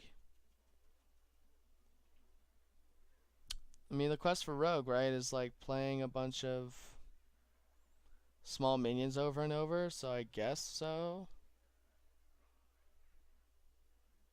So they're trying to make Quest Rogue again, like a thing again, even though they nerfed it. I mean, maybe it works out that way, but I don't know, maybe. And then this is a 3/1 battle cry. Draw a weapon from your deck, so you can draw, Kingsbane more efficiently, or something like that. So that could be really good as a battle cry 3/1. It's good stats. It takes a card out of your deck. So if you run a weapon, then this will definitely see play, I think. And you'll probably be going for those for turn 2 if you don't play a Keleseth edition of a deck. Otherwise, they won't be worth it. Okay, so before I get to Shaman, I'm going to go get a drink. I don't know or don't think I'll be putting this to YouTube anymore at the moment, and if I do, then this is going to be a funny commentary, right? Like, oh, he did it anyway. But I'm going to go get a drink super quickly because I'm very thirsty from talking for a whole hour or whatever it's been. So I'll be right back, and then we'll continue. Normally I play music at the moment, but since we might put this on YouTube, I don't want it to be copyrighted, okay? So I'll be right back. Thanks for watching, and we'll continue.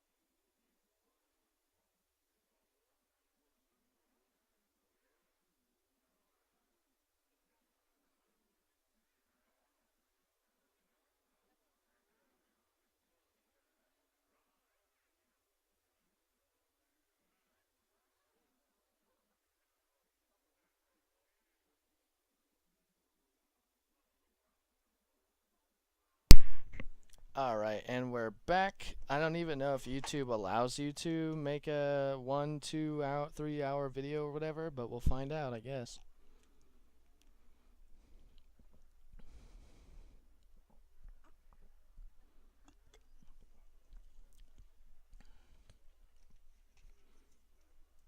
Moving on, here we go.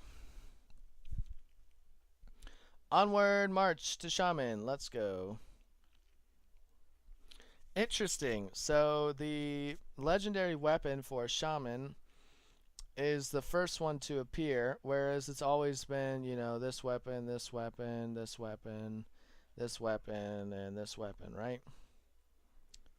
But here, with Shaman, what I'm seeing is that the weapon is on the first one. And I don't know if it's because it's cost related, but we'll see how good or bad it is, or if that's just bad positioning from Blizzard. Okay, the Rune Spear, 8 mana, 3/3 durability. Let's go.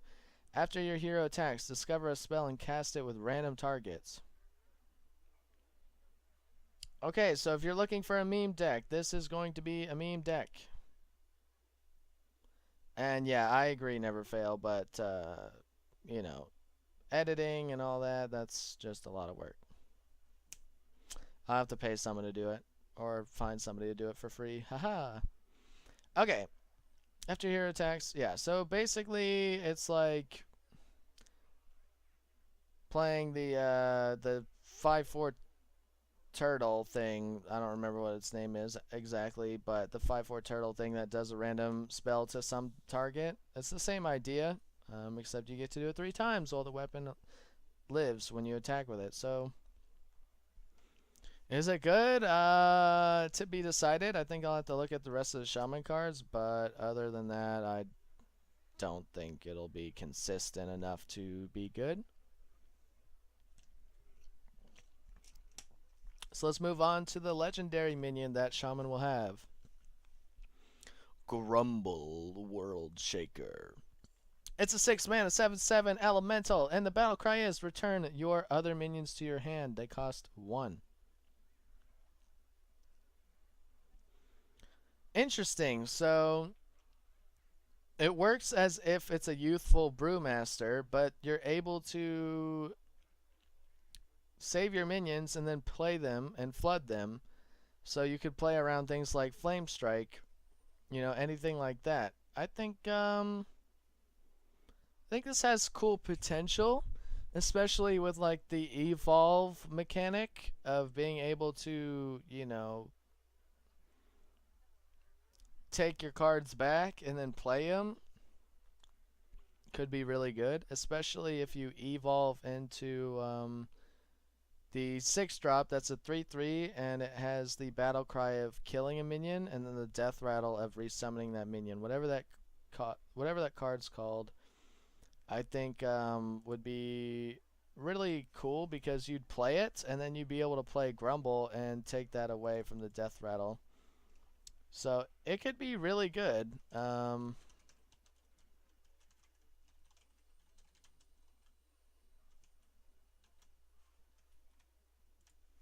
was just changing my Twitch title. But we'll find out how it goes. And we'll see how it works. I think this will be a cool card. I don't know how good or bad it'll be, but I think it's a cool card and a cool idea for Shaman to actually have something like that. Next, Windshear Stormcaller, 5 mana, 5/5. Okay, so the stats are pretty good. All right, 5 mana, 5/5. Battle Cry. If you control all 4 basic totems, summon an Alakir Windlord. Interesting.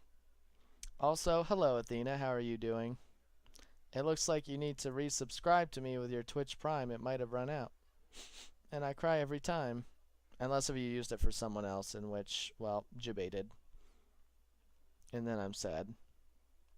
Anyway, so Windshear Stormcaller. So I like this mechanic because it forces your opponent to have to worry about you getting all 4 of your totems, right? It is going to take a while to actually get those basic totems, but it'll force your opponent to be scared of that. Plus, there is the 3/4 cost card in Shaman where if you play a spell, it'll summon a basic totem, which that could synergize with this pretty well. So we'll definitely see how that goes. And yeah. And Athena, if you'd like to, well, okay, Athena, thank you very much for resubscribing. I greatly appreciate that. I can see you did. It did pop up because you have to refresh the page and then do the little, announce that you've resubscribed. But thank you, I do notice it, and your now corrupt high emote in there. So thank you. I greatly appreciate it. I'm glad you still exist since it's been a while. Okay. Moving on to the next one. Boom. 1 mana, unstable evolution. Transform a friendly minion into one that costs 1 more. Repeatable this turn.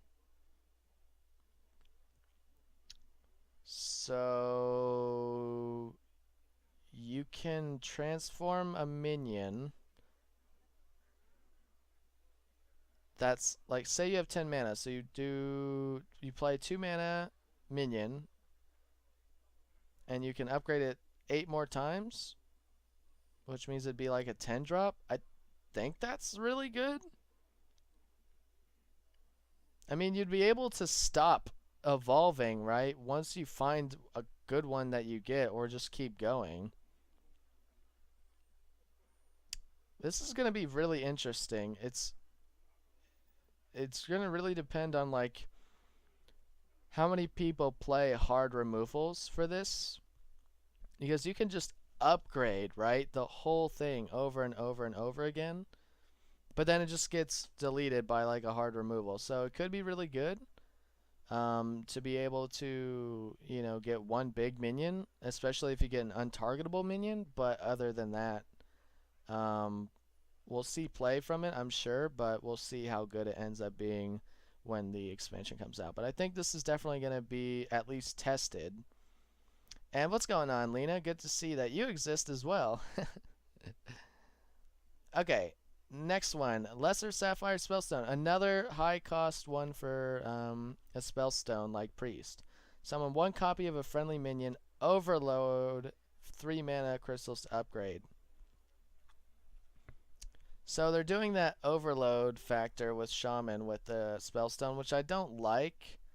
I understand that it's, unique to Shaman for overload, but overload hasn't been something that is prominent in the Shaman cards, except for Jade Claws, which other, I don't know. It's just with Jade Claws and lightning bolt, stuff like that. I don't know.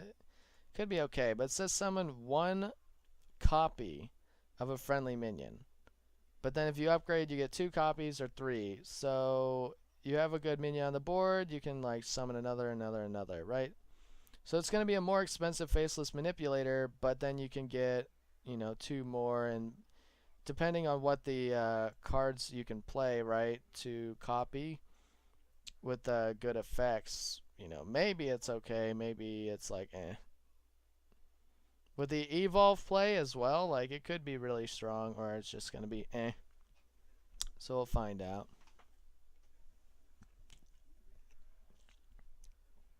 Okay, Primal Talismans, 3 mana cost. Give your minions death rattle, summon a random basic totem.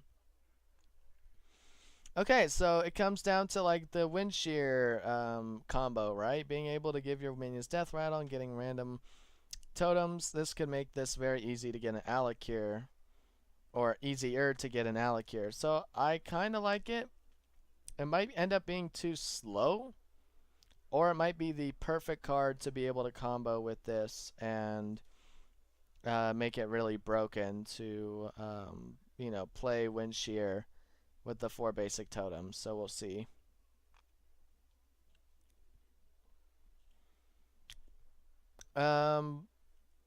You can definitely try this one, Athena. I am doing this to possibly put this on YouTube, so I can't go off the handle too much on like other things that aren't card review related, but I was using that one and it was doing decent. I would just go to HS Replay and look up decks, for like classes you want to play and try that. And it'll definitely help you find one or two that'll be good for you. Okay, next. A 2-drop, 1/1 elemental. Murmuring Elemental. Didn't see that coming, right? Battle Cry. Your next Battle Cry this turn triggers twice. Okay. So things like, Wind Shear and this could be really good, right? A turn 7 combo if you have the basic totems. It's going to be really hard to get this to work. Initially, I can't think of battle cries that Shaman has that would be huge. But I could see like this and Barnes being a thing. And just summoning 2 big minions. Maybe this, Barnes, and Evolve. But I mean, you're talking 7 mana at that point. So this could be really good. Or it might not matter at all. So we'll see.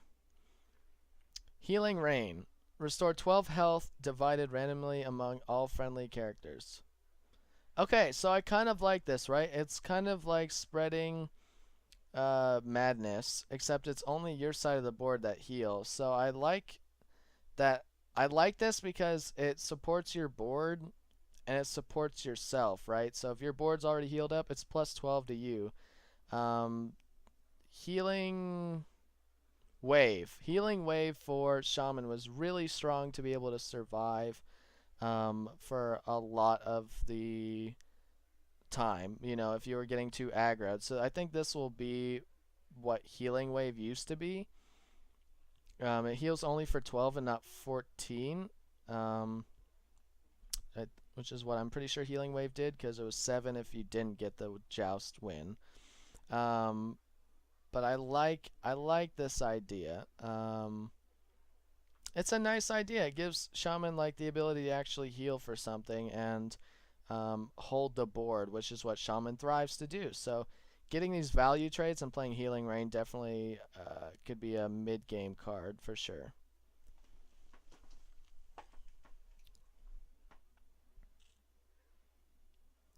Okay, we have a Micro Devil saying, I guess Healing Rain also tries to heal healthy minions because it doesn't say damaged characters. That's interesting. Does this card heal minions even if they're full health or not? See, that could be a thing, right? You're trying to heal 1 or 2 specific minions and you have 4 on the board, but it keeps healing the 2 that are already full health. That is a possibility. Hopefully, mentally for me, I'm thinking about how normally that's not the case for Blizzard to make that mechanic do that, but it's also very possible they could do that. My mind automatically goes to like how the game would code and be operated to make the card, heal things that are damaged or including yourself. But hey, it might actually just heal anything on your side of the board, and who knows? Excuse me. Also, hey, Bach for life. Difficult to have the board space for 4 tones plus Murmuring Elemental plus Wind Shear. I also agree with that, Bach. I also agree with that since we went over that. Yeah, it would be very difficult to get that, but hey, you're only trying to summon 1 Alec here, so maybe. Yeah, I mean, it says all friendly characters. So the way it would code is for everything that is friendly for your side, but I don't know. I guess, because it's a common card that it might do that. We'll have to see. You guys are probably right on that it'll heal whatever it tries to heal, but yeah, that's probably a Blizzard thing, right? Just like making you pray that it actually heals a minion you want it to heal and then it heals everything else, right? That's the RNG of Blizzard. That's what they enjoy the most. Kobold Hermit. 2 drop, 1/1. Okay, we've seen a lot of these where there's 2 drop, 1/1. So obviously, let's check the battle cry. Choose a basic totem, summon it. Okay, so this is interesting because obviously, being able to choose a totem is pretty huge. This Murmuring Elemental with this battle cry, right? Being able to choose 2 basic totems could be huge on being able to protect yourself, getting extra spell power, removal, with Lightning Storm or Maelstrom Portal. With these 2 card combos, easily could be a thing. We'll have to see if there's even room or time to be able to make combos like that, but I could definitely see this getting played. It's like being able to hero power, right, for Thing from Below's, but you also get this 1/1 stat, and it's a 2-cost card. So yes, it takes a card slot out of your deck to be able to play this, but at the same time, you're also getting that extra 1/1. So I can see it being played.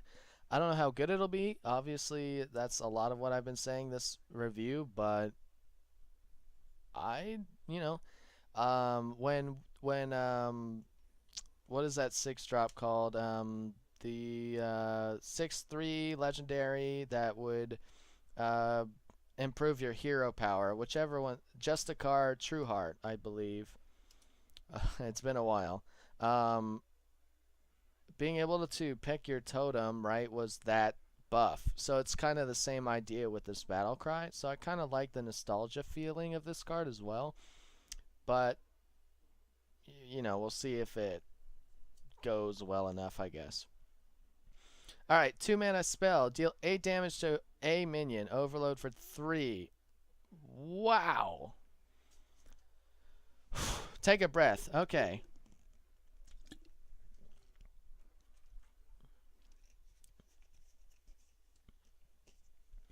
All right, Houdini. Take care, man. Good luck for work. Thank you for watching a lot of this review. Be sure to check the VOD or YouTube if I upload it if you want to see the rest. And I'll see you later. Okay, so Crushing Hand. Deal 8 damage to a minion. So this is like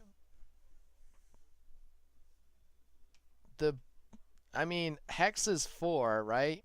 With no overload. This is 2 with. So if you play minions that thrive on overloading or the Spellstone, right? This combo can be really good. It's going to take a lot of hand management and a lot of mana management to be able to make these things work. But this is one of the biggest wow factors that I've seen in this expansion so far. Just to see 8 damage, you're basically saying F you to any kind of Doomsayer deck with Crushing Hand. Just instantly. Boom. It's really good. I can definitely see this being played for a hard removal with Shaman. It's just wow. That's my reaction. It's just like, all right. This is what I'll have to watch out for if I want to play any big minion, is 8 damage to it. Alright, so now we're going to go to Warlock. And we'll continue, alright? We're halfway through, it looks like, which is crazy to think about. But this is, my explanation for each card, so I guess, that's what it takes. Alright. Rin, the First Disciple, a 6 drop for 3/6. Okay, Taunt. Okay. Death Rattle, add the first seal to your hand. So I have to click it to see what the first seal is. Alright, so there's 5 seals. It looks like it goes in order, so I'll read them off. So for 6 mana, you get a 3/6 Taunt, which is pretty good stats. It's relatively close to what a 4-drop minion stat would give. Priest of the Feast, Water Elemental, stuff like that. You get the Taunt value, which is nice to protect your HP. and then the death rattle, you know, when it dies. So the seal. Summon a 2/2 demon, add the second seal to your hand. For 5 mana, okay. Then for 5 mana, you summon a 3/3 demon, a 4/4 demon, a 5/5 demon, a 6/6 demon. Add Azari the Devourer in your hands. Battle cry, destroy your opponent's deck. Hey Peter Ben. Yo, this is the funniest thing I've seen in a while. So you want me to screw around for I mean,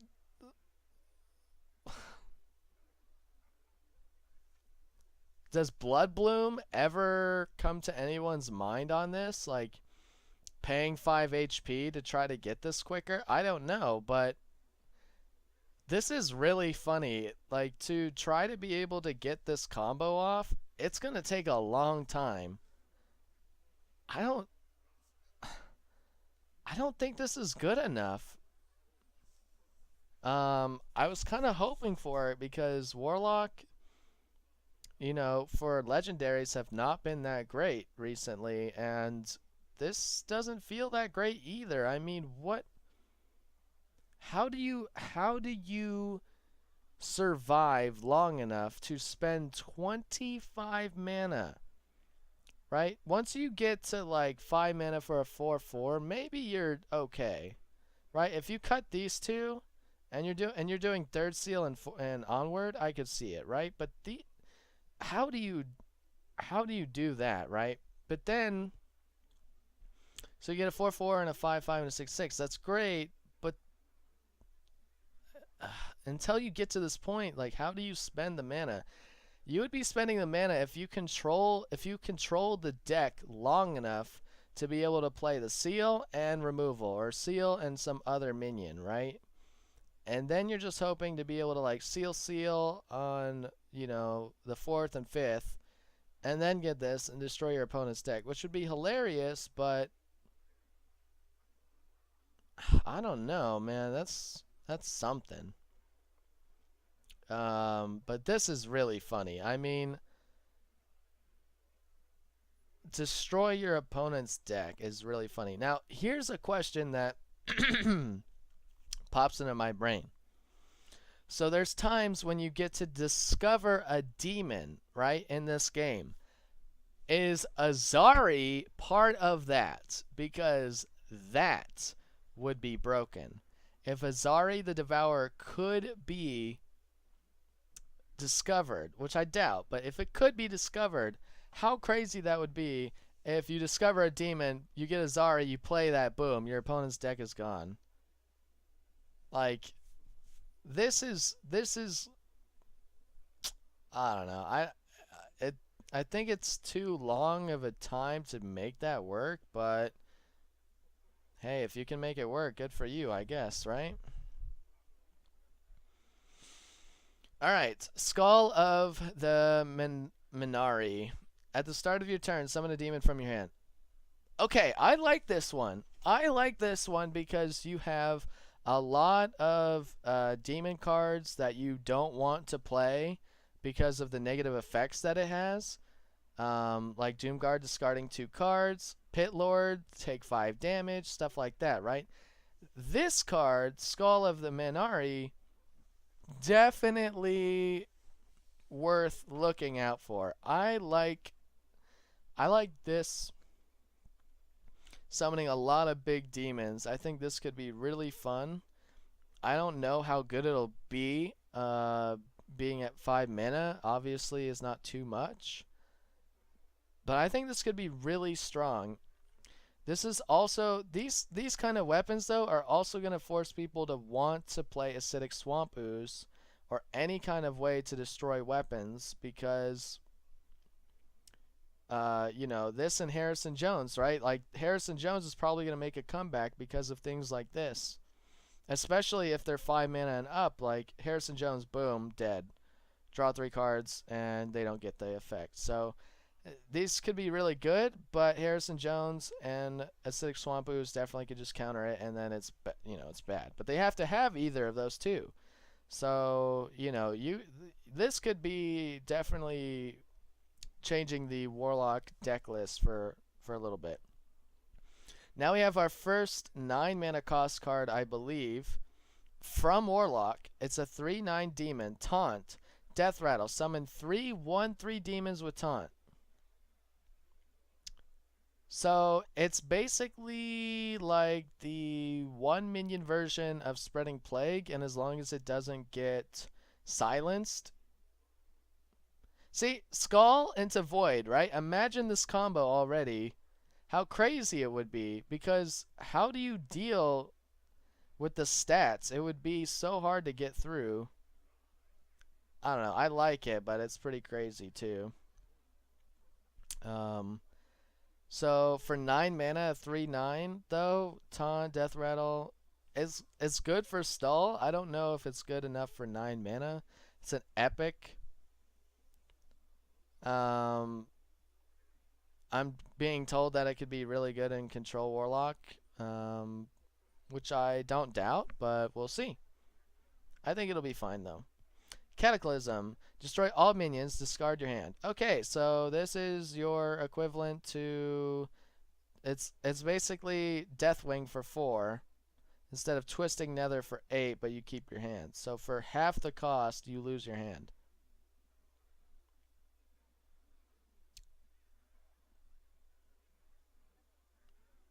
I think this will be fine. I think this will be good because if you're playing Zoolock, you're not going to be playing this. If you're playing Control Lock, you're not going to lose that many cards if you need to play this to survive. So this is definitely something you'll have to play around in the new meta, and we'll see how it fares. Discarding your whole hand is rough, but being able to just hero power and refill, pretty good. Possessed Lackey, a 5-drop, 2/2, Death Rattle, recruit a demon. So you bash this in and you get a demon. So if you play big boy demons, it could be good, but again, this gets silenced, GG. Or if somebody steals it, right? You have Cabal, Shadow Priest, I think, the 4/5 Priest card that steals a 2 attack minion or less. Boom, GG. Countered, or any silence, Potion of Madness, stuff like that. This could be good. I'm not sure if it'll see play. It's really slow, for the stats. But if you're able to summon some big demons, hey, why not, right? Then you have the Amethyst Spellstone. All right. Lifesteal. Deal 3 damage to a minion. Take damage from your cards to upgrade. Take damage from your cards. So, Pit Lord, right? Take damage from your cards. So, it's just damage. Alright. So, it's a 4 mana cost. Deal 3 damage to a minion, and you lifesteal. So, you heal for 3. So, it's a Frostbolt for 3, but you heal the 3. But if you upgrade it by taking damage from cards, you deal 5 damage to a minion, or 7 damage to a minion. I think this is a pretty balanced card. It definitely will help with playing flame imps or anything that costs any kind of damage, like Bloodborne or something. I think you could definitely or whatever, the Blood Bloom card, whatever. Anything like that, I could definitely see this being great. The question is, do you have to have this in your hand for this to get upgraded or not? Right? So does this have to be in your hand, or does it automatically upgrade when you take the damage? Is my big question for these spellstones. But other than that, I think it'll be fine. I think it's a balanced card. Where you'll see it in some decks and you won't see it in others. And it'll be pretty good. Okay, Hooked Reaver, Battle Cry. If you have 15 or less health, gain 3/3 and taunt. So you get a 7/7 taunt if you have 15 or less health. Okay, I like this card. It'll help protect the Warlock from dying and will allow for much more of a control lock meta. You know, being able to tap into Twilight Drake or Mountain Giant, or any, you know, later game cards.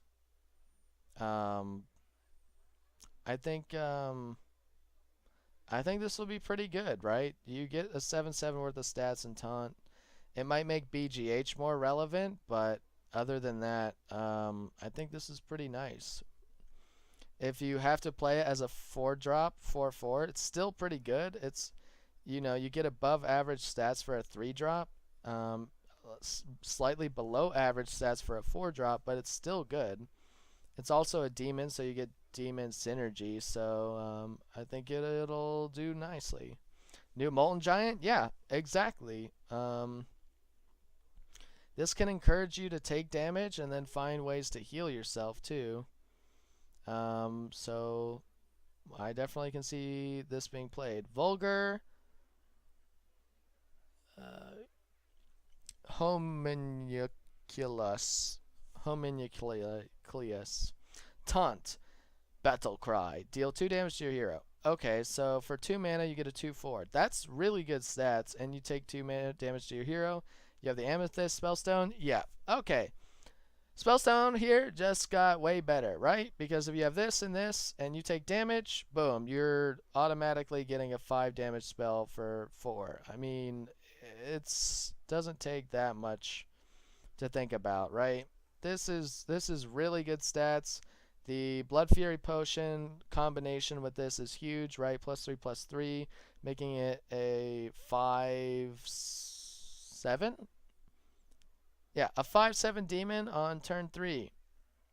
We already struggle with 3/7 taunts on turn 3. How about a 5/7? I think this might be the best Warlock card for Warlock, possibly, is Vulgar. Hooked is really close. You know, a couple of these are really good, right? These are really good improvements for Warlock, but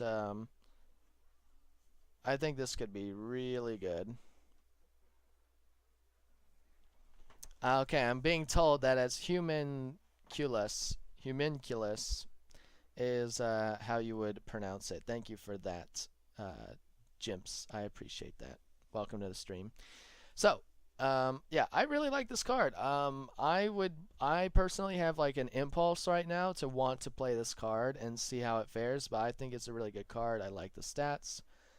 I think it's really good for the Warlock early game. You know, I could see Flame Imp into Vulgar, into Blood Fury Potion, into, you know, Amethyst Spellstone, right? And you're winning the game, almost. It does take away from the Keleseth play, right? Having a 2-cost card. You wouldn't be able to play Keleseth, so we'll see if it could... I've made a huge mistake. ...possibly make it better than that, but we'll see. Jimps, thank you for the follow. I appreciate it. Welcome to the core. Welcome to being officially corrupted. I greatly appreciate that. And Mugmouse, of course, if you can get bonus points, that would be great. So, Vulgar, I like it. If Keleseth isn't relevant in the meta, or as relevant, this is definitely going to see play. I really like it. Kobold Librarian. Battlecry. Draw a card. Deal 2 damage to your hero. Okay. I really like this card too. So I did get a small glimpse on this card already. Spoiler alert to me. But Kobold Librarian, right? A 1-drop card for 2/1 stats, right? So you're getting, you know,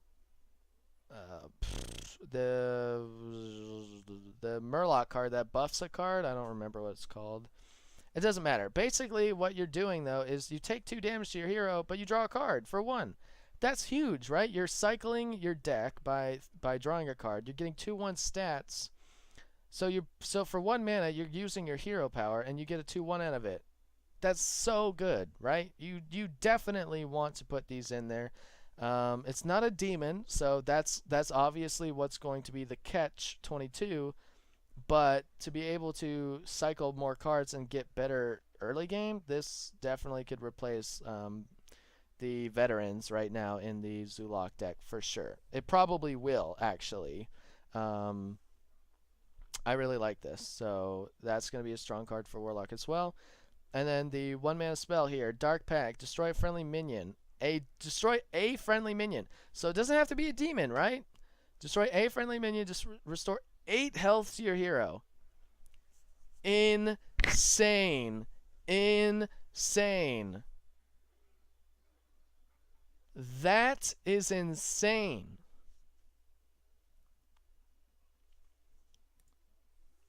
Let's look at this. Meta defining, very good, playable.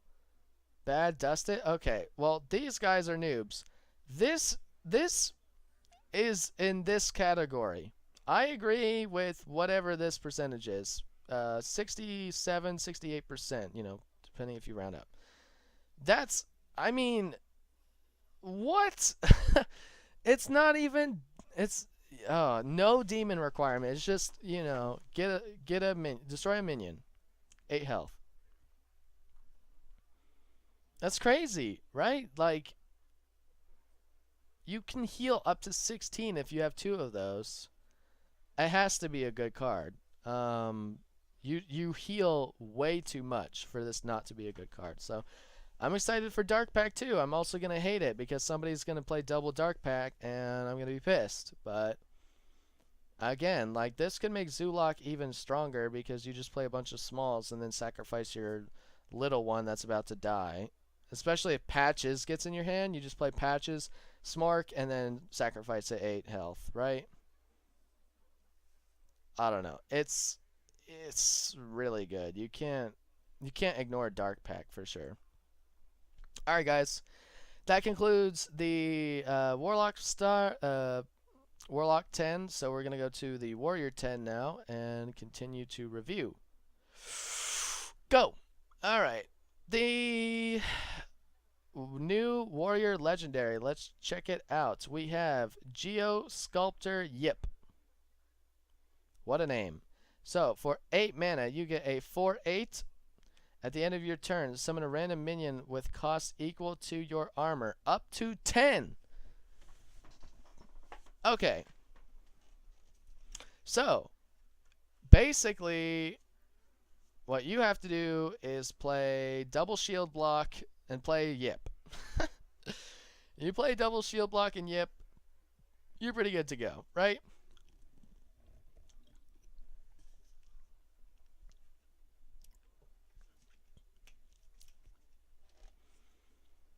This definitely can help with Control Warrior. Being able to summon, you know, whatever minion up to 10, I mean, it's got to be really good. You can't summon giants, which is an interesting effect, right? It says up to 10, which means you can't summon, you know, mountain giant, molten giant, arcane giant, any of those. But it's still an interesting combo. I think that this will definitely, I think this will definitely see play. I'm not sure how good it is, but I think it'll be good enough, right? Like, imagining, because it says at the end of your turn, right? So it's an end of your turn effect, right? So you play this, boom, you get another one. If it doesn't die, boom, you get another one. Boom, you get another one. Boom, you get. I mean, it's basically a Yashar, right? Like you can pull a Yashar, right? Nixie sticks, but you can also just be. This is Yashar too, effectively, as long as you have armor. So I think this will be great. It's that nice sweet spot that you want for a legendary, which is 8. And, you know, the stats aren't too bad. The HP especially is not too bad. If it was a 4/7, it'd be like, But 4/8, that's a really healthy amount, and this can definitely survive. So we'll see how that goes. Woe Cleaver, however, we'll see what this is. 8 mana cost weapon. Gorehowl has been dethroned. There is now a more expensive weapon for Warrior. Boom. 8. Well, Cleaver, 3/3. After your hero attacks, recruit a minion. Okay, so basically you're telling me you play this card, you attack with it, you summon a minion. So what I'm thinking is that Big Warrior may or may not still come back, right? We had Control Warrior back way, way back in the day. These two cards already hint at them wanting for Control Warrior to maybe come back. To be able to summon these minions, you know, what could you ask for? Obviously, 8 mana for a weapon that only does 3 damage. It has to be strong, and it's a legendary. It has to be good. You know, if that's the design. Yes, the minion would be any standard minion. So any minion that you have in your deck, it would count. It wouldn't just be legendaries. So that's the catch, right? But, I mean, there's so many good minions out there. We haven't even gotten to the general minions, but I can just see, you know, a big warrior deck being played. And we'll continue to go through the deck and see how it goes. But, yeah. This is definitely control based for these two already. Reckless Flurry. Here we go. Spend all your armor. Deal that much damage to all minions. This is an interesting mechanic because this has never been done before where you actually use your HP with armor to actually do something, right? There hasn't been anything to actually affect armor in this game. So there's things that synergize by having armor, right? Especially with Yip, as we can see. But there's never been something where you use armor, right? You use health, which can chip your armor, but it's never been armor-based health that you use. So this is an interesting card because you spend all your armor and deal that damage to all minions, right? This is a huge AoE clear. Huge. Now, of course, this takes away from this, but you can play Reckless Flurry and then play, you know, another shield block and armor up, and then you're at 7 mana or 7 armor again. And then play Yip or whatever, right? It could be really good. It's definitely a huge AoE buff to Warrior because you either have to Whirlwind or have some kind of Whirlwind effect and Sleep with the Fishes or Brawl. But this takes that away, right? Of not having to have either that 2-card combo or that Brawl combo in particular. Now you can just clear the whole board by this, forcing your opponent to have a hard time. Like, you'll have to try to bait out a lot of this warrior removal. And make sure warrior doesn't have a lot of armor, right? A lot of the times with mage, right, it's like, oh, well, there's no point in using a fireball on their face because they have a lot of armor, so I'll save it so I can do more damage to their face with my minions. Well, now you might want to do the fireball to his armor when you have mana worms out because otherwise they'll just die, right, to Reckless Flurry. So I like this play. It also could be a really dead card though too, right? Because if you get this at the end, you don't want to lose your armor and fatigue. Now the other thing that's interesting is that if you do the 2-cost warrior spell that takes away or that makes your opponent's minions cheaper by 2, but you get 10 armor, you could do that and combo it with Reckless Flurry and be able to clear. Just like that, boom. It would be a 10 AoE removal spell. That's huge. So this has a lot of flexibility and potential, and I think we'll definitely see this played. Alright, Bladed Gauntlet. Here we go. 2 mana, 0/2. So a weapon that doesn't attack for a warrior. That doesn't make sense, but I'm sure the effect will make it make sense. Has attack equal to your armor. Boom. That's why. So, has attack equal to your armor. Can't attack heroes, however. That is definitely necessary if that's how you're going to make this weapon operate.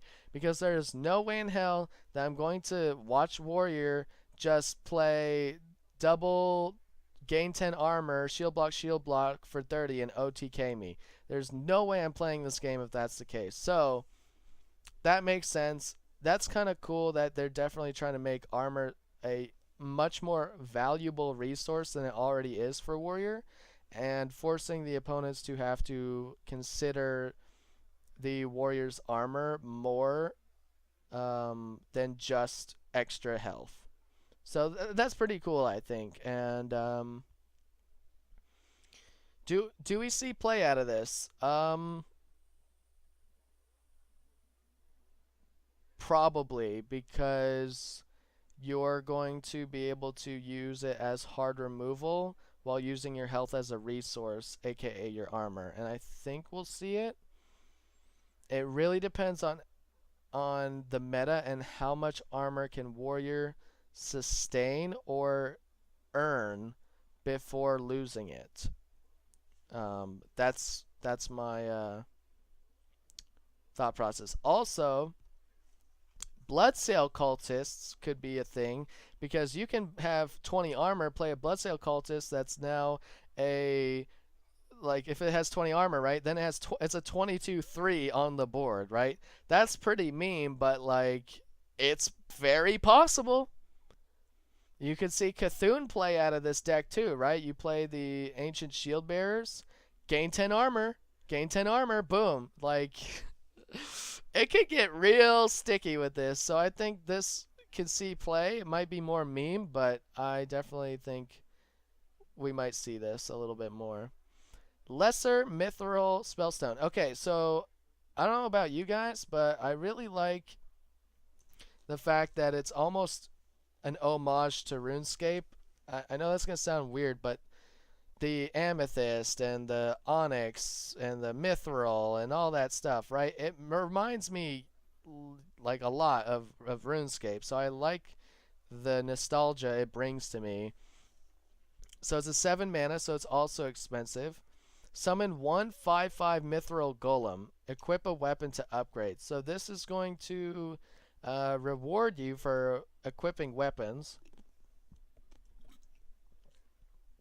It's a 7 mana 5/5 at the moment, right? So the stats are lackluster by spending 2 mana for 1 5/5. But then if you do another if you get another weapon equipped, then you get another 5/5 and then another 5/5. So I think that this can be actually really good, just because if you get two 5/5s for 7 by just getting weapons, I think you'll definitely want to put this in your deck, especially if you're going to do something control. It is pretty expensive, but I do like it. I think you're definitely going to want to try to get the greater mithril. I mean, obviously you want the greater for all of them, right? But I think more or less, like, it would be more imperative for you to make sure that you at least upgrade once, but really try to upgrade twice, so that way you can get 3 5/5 mithril golems instead of the 2. I think you go from like, okay, pretty good average of like tempo to amazing tempo if you can get there. It looks like it's a medium vote from what I can see here, but yeah, yeah. This is what I mean, right? So since it's in the middle, I would say like playable, obviously, but I think it goes to very good and meta defining if you're able to get the greater mithril spellstone easier. Do you think that the weapon auto equipped with the 1 mana pirate will count? Well, let's see. Equip a weapon to upgrade. The 1/1 gives you a 1/3. I don't think it. I think you have to play the weapon to have it equip. But if N'Zoth First Mate's weapon works for an equipment, then yeah, I would think that that would probably be really broken in my opinion. But if it worked that way, then yeah, Lesser Mithril Spellstone would be really good. So, next, 6 mana spell, gather your party, recruit a minion. Okay, so this is basically like Shadow Essence, except now you just summon a minion out of your deck.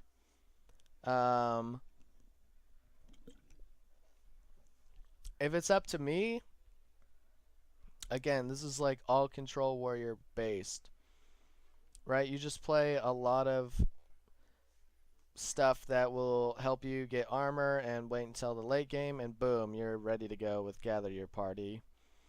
I think this is an average card. It could be really good, or it just might not matter at all. We could see like a control. I can see like a control dragon warrior list where you're running Deathwing, Deathwing Dragon Lord, Alex Straza, Yashar Rage Unbound, stuff like that, and you just gather your party once you've now had the time to gain armor and stuff like that, and just summon a big boy. I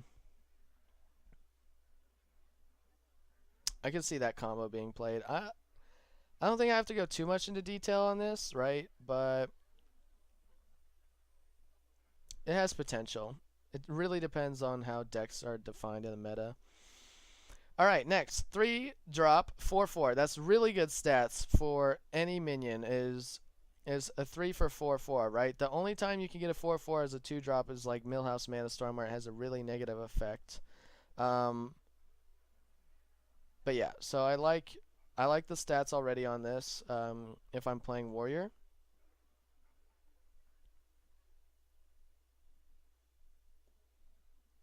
Okay, so we'll go back to that, right? Equip a weapon to upgrade. So it says, First Mate says Battlecry, equip a 1/3 weapon. So maybe that does count. So we could see N'Zoth First Mate into patches to try to upgrade this for later. I could see that being played, right? People play Leroy for finishers, but you could have Lesser Mithril Spellstone. You could have 2 of these. Play N'Zoth First Mate, Fiery War Axe, and upgrade. And you could definitely get something rolling for like a mid-range tempo Pirate Warrior maybe. I don't know. Probably not on that, but it could be really good. Okay, back to Kobold Barbarian here. 3/4/4. At the start of your turn, attack a random enemy. I still like this. I still like this a lot, right? Because this controls the board again, right? Because you play this, they play a minion. It'll attack a random minion. So either it value trades because your opponent can't deal with it, or it trades into something that's not going to be so good for you, but you're going to be doing a lot of damage to it, which means it'll help you clear. So, yeah, I think it'll be great.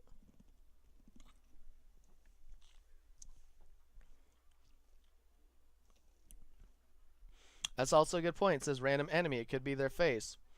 So you could get Wind Fury on this technically, right? Face. I think this will be a great 3-drop in general. I think we'll see a lot of play with it, especially as the 4/4 stats. And if you go first, this is really good. But at the same time, if they have a 4-drop, that is like a 4/5 Yeti, like we saw with the Mage that is getting a new 4/5 Elemental, it might not be so great, but it also could be awesome. So this is definitely going to see some play. We'll see how good it is. Unidentified Shield. Okay, so we've had unidentified spells the whole time as well. Just worth noting. 6 mana. Gain 5 armor. Gains a bonus effect in your hand. Okay, we'll go check it out. Alright, here's the bonuses. Tower Shield plus 10. Gain 5 armor. Gain 10 more armor. Holy crap. With the armor base meta that this is talking about, that would be pretty good, right? 6 mana for plus 15 health, or 5 armor, deal 5 damage. Really good. Gain 5 armor, summon a 5/5 golem. Even better than this in most cases, probably. Or gain 5 armor, equip a 5/2 weapon. Insane.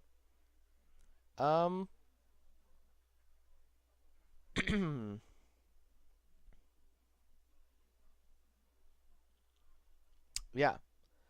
I I think this is good. Like turn 7, play this. Get the 10 armor, shield slam, boom, 15 damage. I just yeah, I mean, I can see it being great. I I will happily want to see what more this can bring to the table, but I think it's going to be awesome. And this would probably be insane with just a car, right? Just being able to gain armor and more stuff like that. I would say it's just crazy. Gem studded golem, 6-drop, 5/9. Okay, that's really good stats for a 6-drop, right? Boulder Fist Ogre for 6 is a 6/7, right? So for 1 less damage, you get +2 health. So it's already good stats. It's taunt. Can only attack if you have 5 or more armor. So this is huge. Because if you don't have 5 armor, it's still a wall. It's still going to stop your opponent from hitting your face until they find a way to silence it or remove it.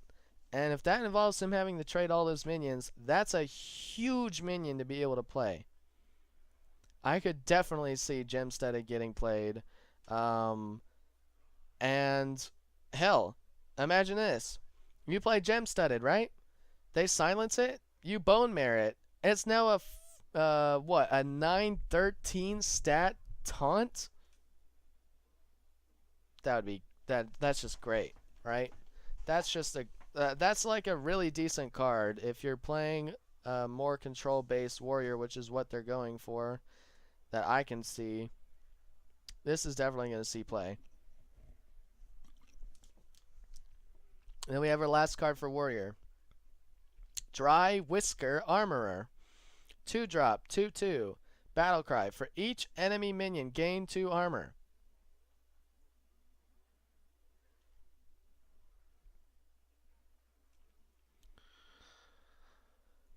Okay, so basically what you're telling me is Zoo has 7 minions. Gain 14 armor. Play Reckless Flurry. GG. Right? I mean, that's pretty good. That is pretty good. Will it see play? Probably, right? If you play any, like, imagine you're playing against Warrior, right? And he plays Alley Cats. You just heal for 4, and you get a 2/2 on the board. Right? That deals with the Alley Cats. So you get +4 health, which you're guaranteed to get because it's armor-based. And then 2/2 stats. It's gotta be good. Good arena card? Yeah, most definitely. Alright, guys. So we finally finished the class cards. We're finally through that, which is insane because it's taken a long ass time. And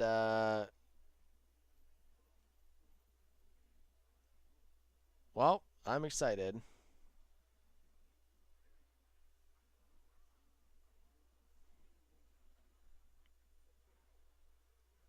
Okay, moving on. Neutral cards, right? Here we go. And 3, 2, 1, boom. Okay, let's check out the neutral legendaries, which it looks like there is going to be 5 of them as I kind of zip through because I don't want any spoilers.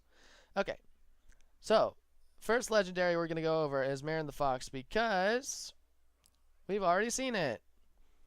Will this see gameplay after what I've seen from the expansion? Maybe. Alright, Master Oakheart. Let's go. And by maybe I mean hopefully not, because this just hasn't been great. Alright, Master Oakheart. Here we go. Battle Cry. Recruit a 1, 2, and 3 attack minion 9-drop.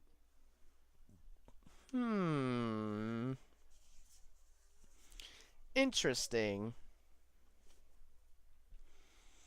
A 1, 2, and 3 attack minion. So it really depends on how good minions are for attacks, right? Like, we definitely saw some really good minions like this, right? If you're playing Warlock and you get the 3/9 out for free, right? That's really good. Rin's really good.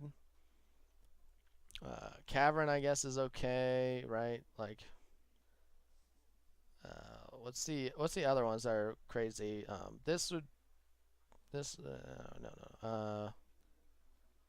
Yeah, there's like some really good ones, right?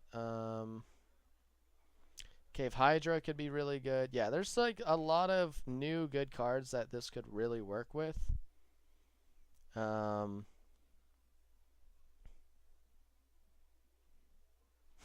Wait, does this interaction work? The Fungal Lord, after you play a minion, summon a copy of it, and then you just summon the 5/5, and then you get copies? I highly doubt it, right? You have to play it, but that would be really funny if that happens. But, yeah, exactly. Would it be, is it Jimmy's, or is it like Jimsy? It's probably like Jimsy, right? I don't know. I attempted to say your name. Might be. Anyway, yeah, I think this is gonna be a very fun card to see how it works. 9 mana makes this interesting because you can't hero power with it, and you don't really get to play anything else, so we'll have to see what you would put in your deck to make this absolutely worth it, but I can see this being pretty decent. Next, King Togwaggle. What a name. 8 mana, 5/5. Okay, so the stats are obviously underwhelming, which means the Battle Cry is going to be decent, right? Battle Cry. Swap decks with your opponent. Give them a ransom spell to swap back. Okay, so I heard of this card before. I actually didn't realize this is what I was talking about. I think this is going to be an interesting card. Now, okay. So a viewer of mine says garbage, right? Imagine this, though. You are going against a meta deck, right? You're playing Druid. You now play Wild Growth, right? You play Wild Growth, Jade Blossom, or the 3/1 that is coming out now, Nourish, whatever, right? You get to turn 8. You play King Togwaggle, but the rest of your deck, right, as a meme, now just has like 1 or 2 drops that are all under average basic cards that won't like win them the game ever. I think that would be hilarious. Because then you take their deck, their meta deck, and just win. Because if they never get the ransom spell, it's GG. And you're already taking good cards from your opponent deck. I don't know. It just could be really good. The swap back park ruins it? Sure. I mean, it does ruin it, but like how OP would it be to just like you're playing like you're in a tournament setting, right? And you're going against your counter and all of a sudden boom, King Togwaggle, and now you're countering them. I don't know. I think this will definitely have some meme potential and some fun. And we'll see how it goes. Alright. I see 2020 immediately, so obviously this is going to be crazy. for legendary. So we'll see what happens. Yeah, I don't think there'll be serious play, Scab, but it could, we'll see.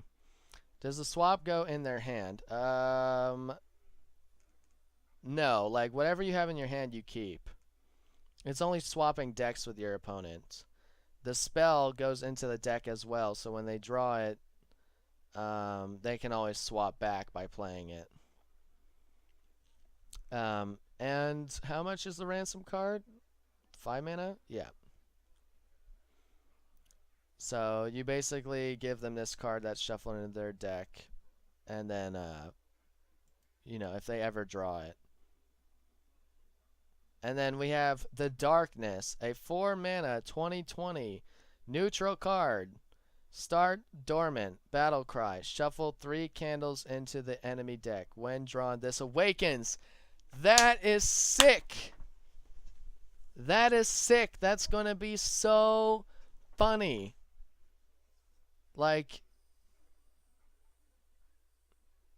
what? Starts dormant. So that means like it's going to end up being like when the 5/3 plant from Rogue ends up being a plant, right? It can't be targeted or anything. That would be so funny though. Just like boom, 20/20. Like imagine so imagine like the candles are drawn, right? And then you just play Faceless Manipulator twice on the 20/20s. You still have Shadow Reaper Anduin, but it'd be really funny. I don't know. It'd be really funny. I think this is going to be a funny card. I'm very curious to see how people try to manage that. I might have to try to do some work on my own to figure out what I want to build initially to test out the expansion and see what cards I get and go from there. That'll take some time, but we might do that. This is great though. I like this is just all right. It's just like all right, Blizzard. Good job. You finally made something fun. All right. Zola the Gorgon. All right. A 3 mana 2/2 neutral legendary battle cry. Choose a friendly minion. Add a golden copy of it to your hand.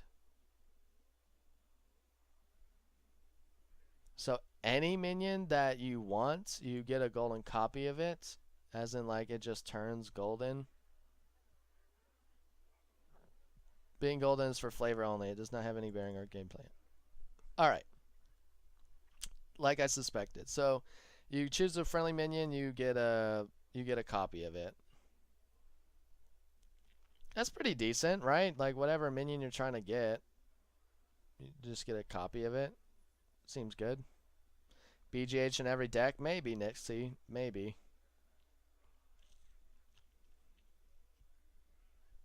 Dragon Hatcher. And yes, it would definitely be like a mill deck for the darkness to be, worth it. Something that will force your opponent to draw cards and try to beat them before, try to summon this and beat them and whatever.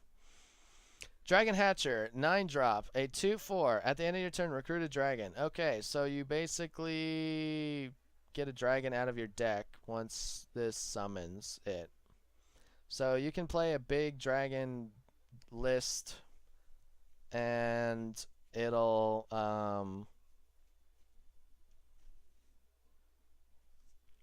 recruit a dragon.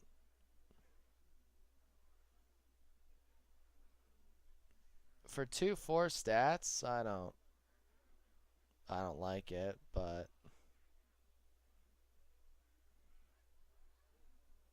I mean, I could see like this into Barnes, right? You play Barnes, you get Dragon Hatcher, it summons a dragon, right? Like you make this more like you make this easier to pull out the big dragons that you actually want. Maybe I'm not seeing the potential, but I don't like it. Just does. I don't know. It doesn't excite me. Also, good morning, Schwaks. All right, Grand Archivist. Here we go. a 8 mana 4/7. So this counters Priest already being 4/7, which is nice. At the end of your turn, cast a spell from your deck. Targets chosen randomly.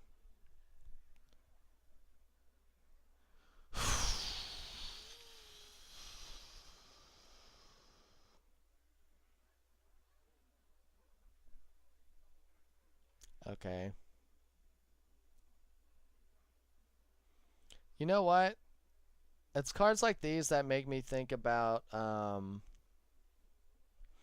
if you play Paladin or something and you just keep their board clear and then you play Grand and you get Spike Ridged on your minion or Blessing or anything like that. It's really good, right? But other than that, this is just so meme. Anyway, 7-drop, Courier or Corridor Creeper. Okay, so it's the Basilisk from Harry Potter. Alright, good to know.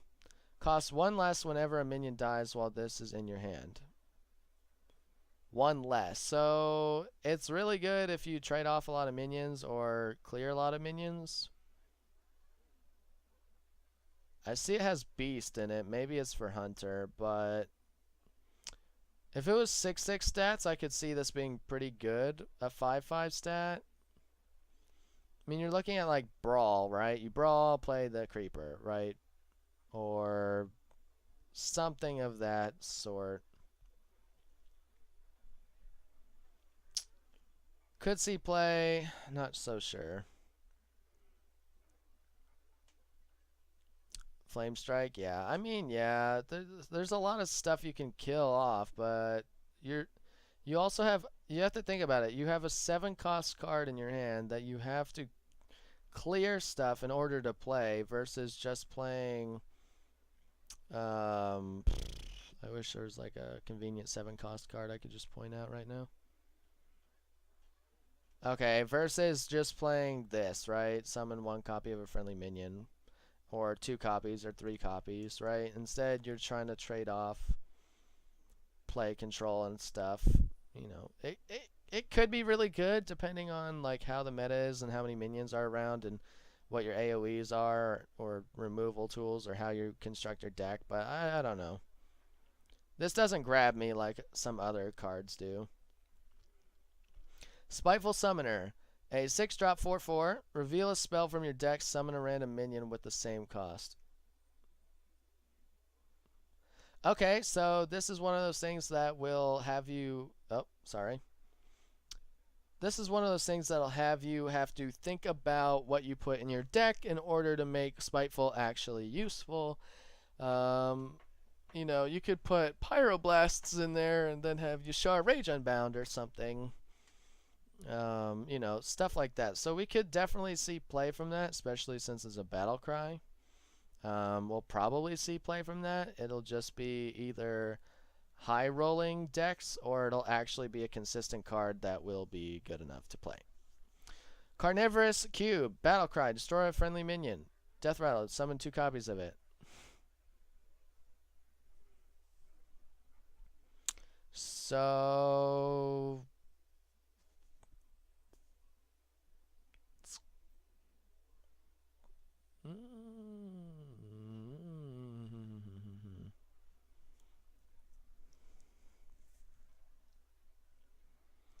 destroy a friendly minion. Summon 2 copies of it when it dies.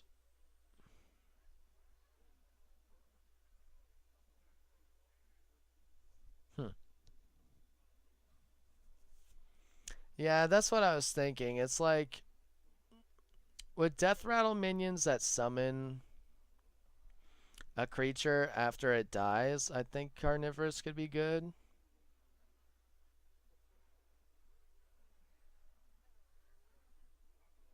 Yeah. I'm being told that it could be good for Quest Priest. Yeah. Alright. I mean, I can see it. This is definitely interesting. Moving on. Arcane Tyrant. 5-drop. 4/4 Elemental. Costs 0 if you've cast a spell that costs 5 or more this turn. So this is definitely for Mage. It just looks like a neutral card, but it says Mage on it. Because it's an Elemental. A 5 cost, which Mage was talked about earlier, playing 5 cost cards for the gym, I believe, and whatever. So yeah, a free 4/4 elemental that, if you have to play it as a 5 drop, stats are under average, but they're not bad. You get 3 drop stats for 5, so it's not great, but you're basically like, okay, Firelance Portal, Arcane Tyrant. Okay, remove one, play one, and then play the 4/4 for free. It's really good stats for that kind of thing, especially if it's elemental, which then can get lifesteal from Frost Lich Jaina, and can definitely help you hold the board and put more stats on it. So I think we'll definitely see play from Arcane Tyrant. Next, Shimmering Courser, which looks like the unicorn for this expansion. 4 drop, 3/3. Only you can target this with spells and hero powers. Okay, so this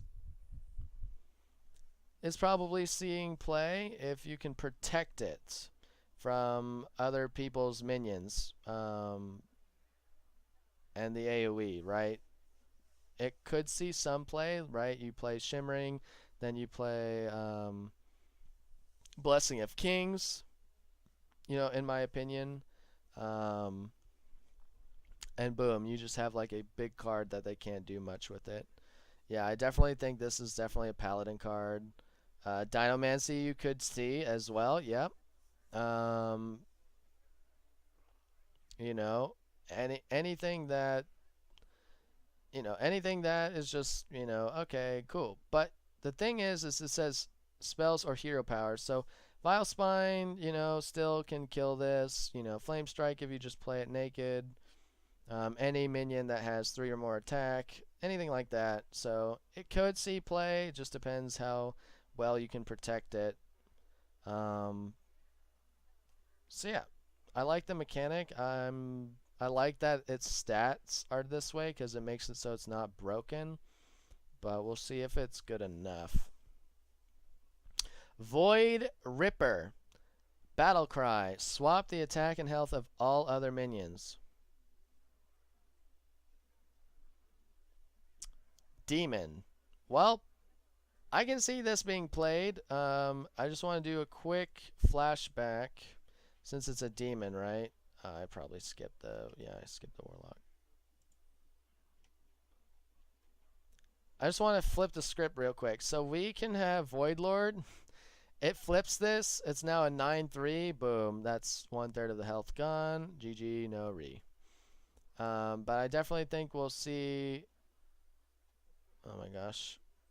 Definitely think we'll see some play with this. It's just like confused for Priest. It wasn't used much, but we definitely could see people getting value trades and then swapping the attack and health and having minions with high health and then low attack, right? By using Void Ripper or forcing things like Dirty Rat to be a 6/2 that you can just easily trade, anything like that. So I think we'll get pretty good. Yeah, exactly. Like a 15/3 Draxus. Why not? Seems good.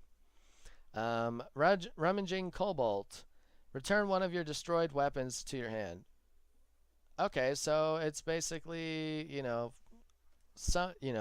pull a weapon from the graveyard to your hand.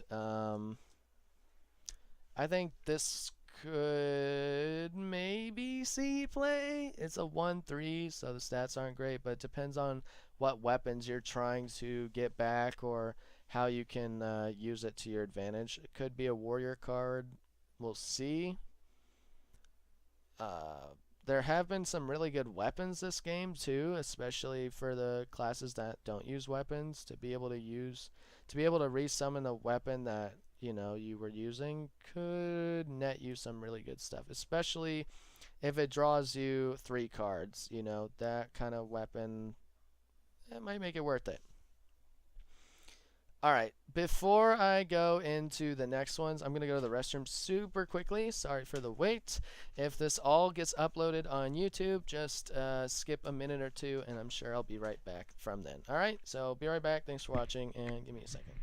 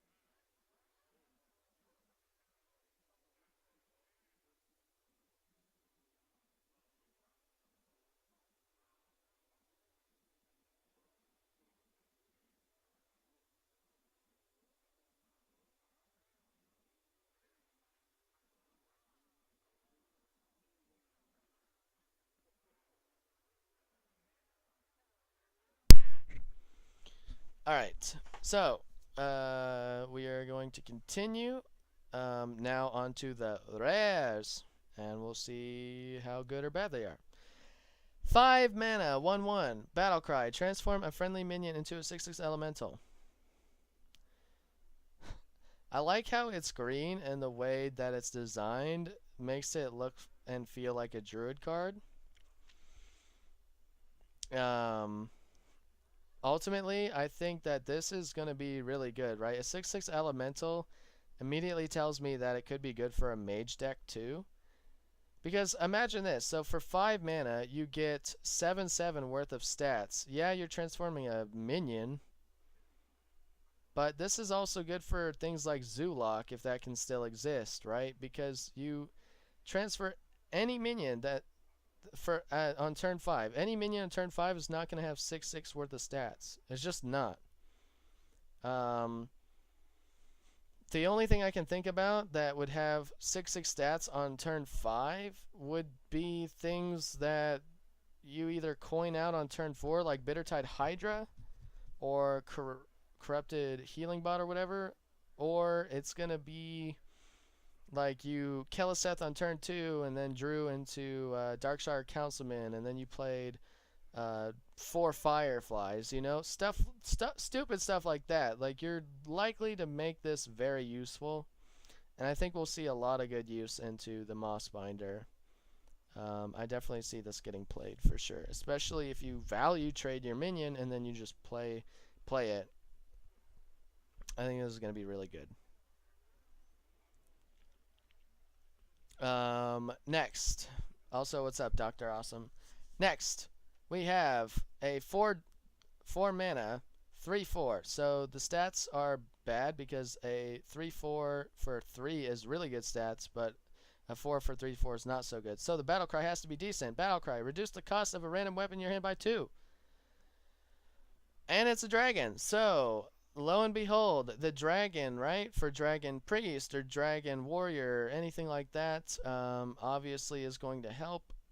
To reduce the cost of your weapon by 2 is huge, because a lot of the weapons that are available right now obviously are really strong, since you're basically adding 9 new weapons plus any other weapons that aren't legendaries. Will Dragonsmith actually get played? It's very likely that it'll find some way of fitting into a deck or two. If it was a 4/4 worth of stats or a 4/5 worth of stats, then yeah, it would definitely be in almost every deck. But because it's a 3/4, it'll have to be targeted specifically for certain decks trying to do certain things. So, will this get played? Probably. Will it get played much? Not sure. Next, 4-drop, 3/6. Okay, really good stats, right? Priest of the Feast, Water Elemental. Those are the things I refer to this. And it's a neutral card. Let's see. Your hero can't be targeted by spells or hero powers. Your hero can't be targeted by spells or hero powers. That's huge. Because if you're talking about...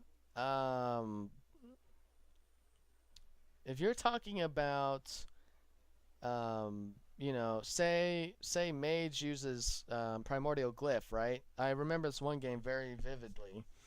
I had 10 health left, and I was going against a mage, and they primordial glyphed and insta-picked, and they brought me down to 10. I knew it was Pyroblast.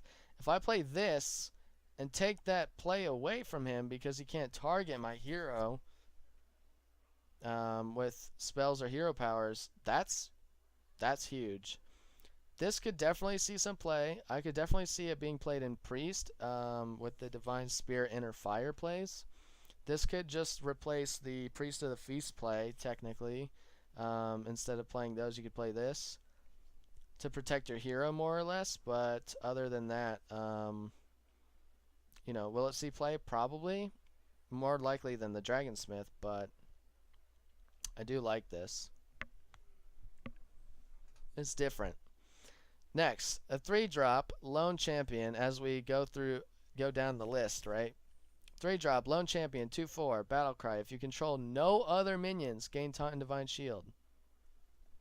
Okay, so it looks like a Paladin card to me with what it's designed as, right? I like the design of this card too, right? If you have no other minions, you get Taunt and Divine Shield for 3 mana. That's pretty huge, right? I would say so. You just play this card, boom, Taunt Divine Shield, 2/4, 3 mana. That's really good. Now, of course, it has to be the only minion left, but I could see this getting played. It depends on who's playing it, but this has potential. It definitely has potential, especially since it's a turn 3 card. Turn 4, you just play Blessing of Kings, and now you have a 6/8 Divine Shield Taunt minion. It's really hard to deal with unless you have Silence, so I like it. Shrieking Shroom, 3 mana, 1/2. So a Shroom that's tripping. Okay, good. At the end of your turn, summon a random 1-cost minion.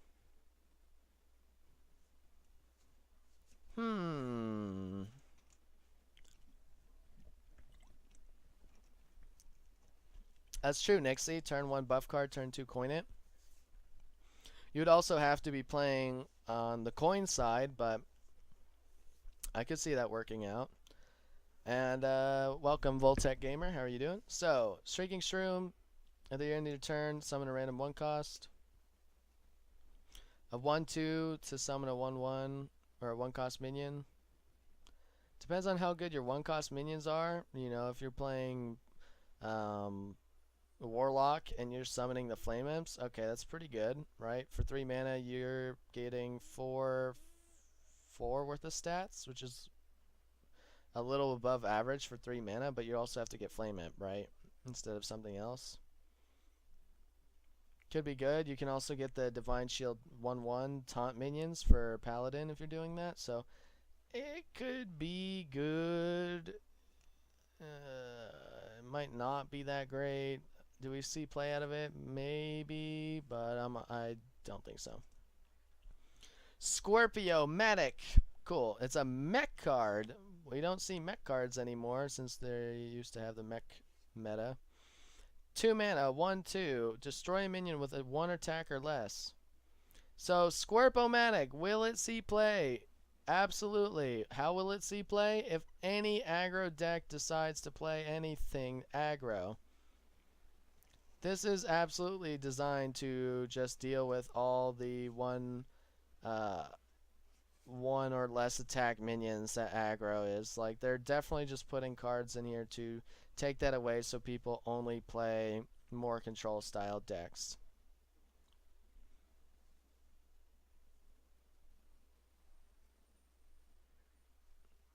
Also, how's it going, Risen?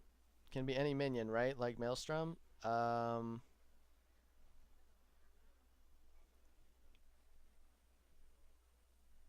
Well, it says at the end of your turn, summon a random 1-cost minion. So yeah, I guess it would be like any 1-cost minion for that. And then, of course, destroy a minion with 1 or less attack. There's a lot of these too. There's a lot of 2-drops that are, you know, 1/1s, so you can definitely see this get some play. This unfortunately doesn't get buffed, so it's not going to be as strong. It probably would be considered an epic card if it did get buffed +1/+1. It's a mech, so it's not like a beast where, you know, you could justify playing this, so you can play Marka Yashiraj on it or something, but it could be really good. It could see some tech play, especially in tournaments. Also kills Doomsayer. Yes. Exactly. There's a lot of things that take away from the Doomsayer meta that is being played right now. So this is actually a really big card for that. We definitely can see play out of that. I think it comes down... This card is great for what the meta is right now. Is it going to be great once all of these cards come out? We'll have to see how the meta lands. Initially, this is probably great, but later down the line, it's probably going to change big time. Alright, now we're getting to 2 1-mana cost cards, so we'll see it. 1 mana, Gravel Snout Knight, 2/3, wow. Summon a random 1-cost minion for your opponent. Okay, so this is what Hungry Dragon is, right? You get a 2-cost minion or whatever for the 4 mana dragon for a 5/6. So I like Gravel Snout Knight. For one cost minion, you're really talking about them getting more or less 1/1 minions, or you know, 2/1 minions, or 1/2 minions, you know, like stuff that isn't that great. So this is basically what the zombie chow used to be, where it would heal your opponent for 5. This would be the negative effect, right, of giving them a minion. So this could be really good. If you're going against Shaman and they play Flametongue Totem after you do this, not so great, but then they're playing Flametongue Totem, and you're forcing them to do something like that. So yeah, I think we'll see play out of this. I like it a lot. It depends if aggro is good or not, but I really like the stats, the cost, and what it does. It's nice to see at least this come back. Also, what's up, Van? How are you doing? And Voodoo Man, welcome back. And Blitz King, how are you doing? Welcome back. Sorry for the brief frame drops there. Okay, so next, a 1 mana, 1/1, Feral Gibberer. After this minion attacks a hero, add a copy of it to your hand.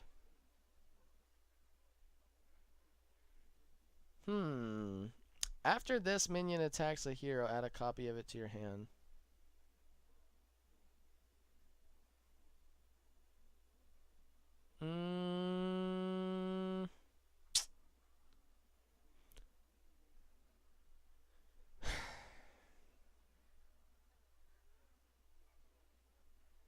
It's like the demon version of Karibo, right? Where it wants to be good, but it's probably not. This is probably the card that you're going to get a lot of rares in the packs, right? Out of all the things that you get, this is probably what you're going to get and be like, really? Why do I have 8 of these? I just don't see this being great. You know, it just, like, I don't know. Anyway. Alright. 9 mana, 4/12 dragon, taunt, sleepy dragon. So they added Smog to the game, apparently. They definitely added the Smog to the game, being sleepy dragon, all the gold, right, resting. That's definitely Smog. A 4/12 taunt. So 4 is interesting because it plays around priest. Dragon obviously is crazy with the 12. But this is what I'm talking about, right? If you play a big minion and then you play that card that flips the attack and health of all minions, you now have a 12/4. You just go boom, right? Sleepy Dragon equals renamed Bad Ysera. Yeah. Yeah, basically. I mean, it's a taunt though, so that's the difference, right?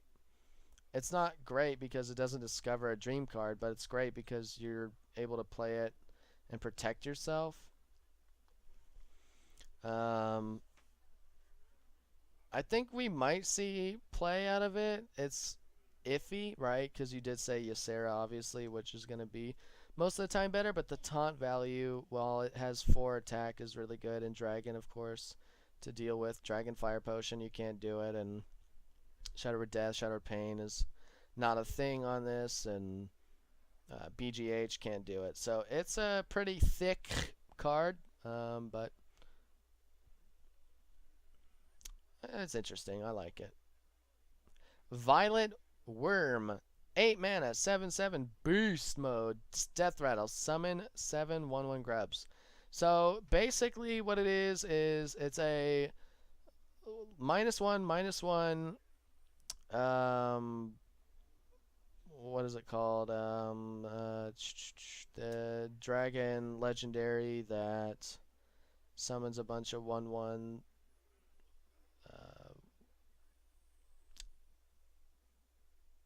what is that name? What is the name for that legendary? Nobody ever plays that dragon anymore.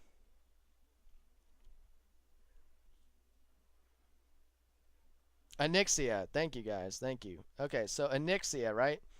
So it's 1 mana less, one -1/-1 stats less for a beast version of Onyxia that gives you the 1/1s after it dies instead. That's the difference of what this is.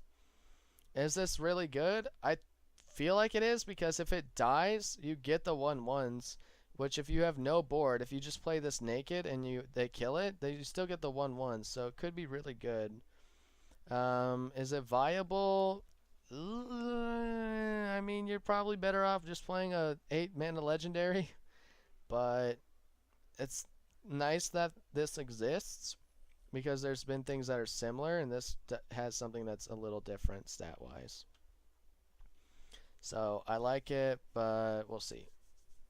Nixie says N'Zoth for Death Rattle. I agree. Could be good, but depends. Are the grubs beasts, right? That makes a huge difference.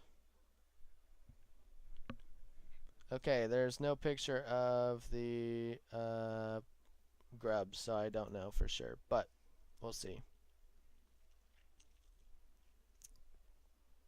Silver Vanguard, Death Rattle, recruit an 8-cost minion.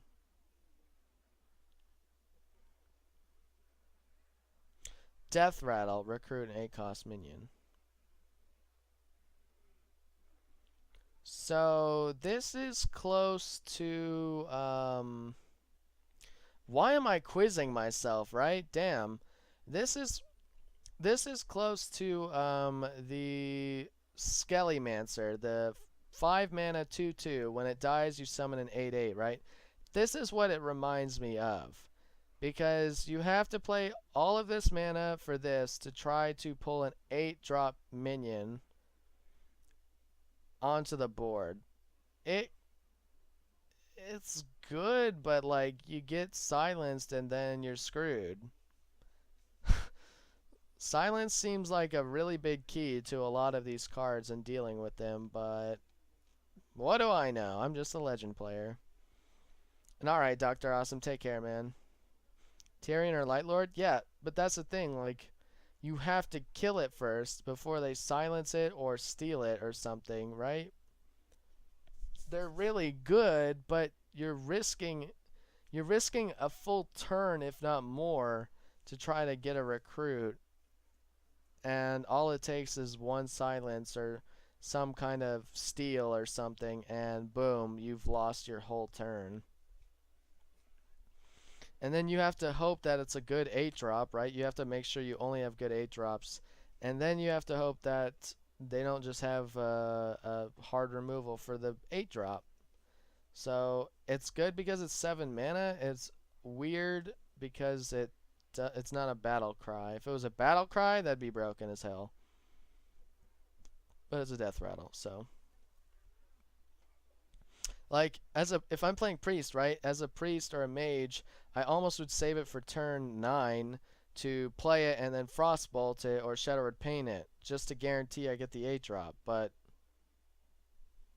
I don't know. Maybe you play this in Barnes and then summon an 8-drop cost minion. It's just clunky, I guess I would say.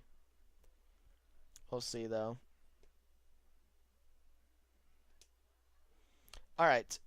Guild Recruiter. 5 mana. 2/4. Battle Cry. Recruit a minion that costs 4 or less.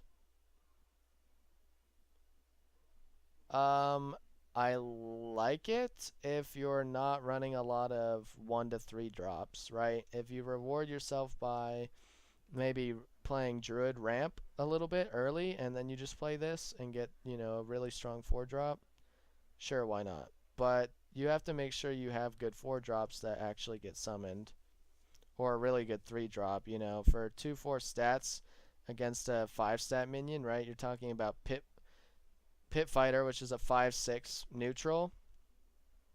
So you're losing 3 attack, 2 health to play this card instead of Pit Fighter.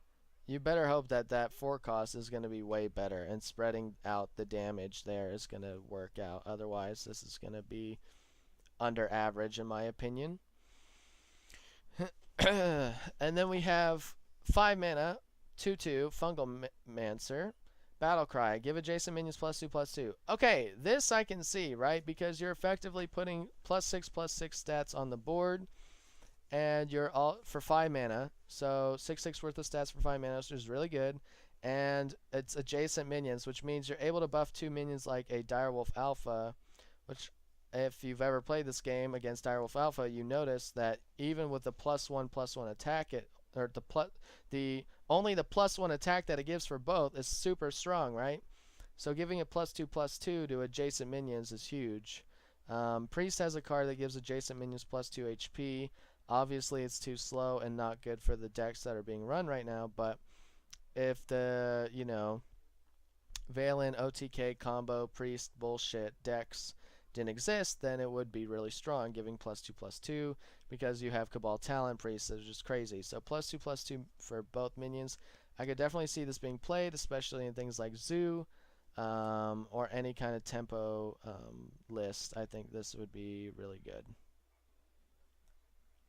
Yeah, the Elemental for the double Battle Cry. Yeah, +4/+4 stats. You're talking about Bone Marrying with this for turn 7, just minus the taunt. Yeah, there's definitely some things that you can make use of. So I think Fungal Mancer is probably going to get some play. We'll see how good it is, but I definitely like the stat value. The cost and everything seems reasonable.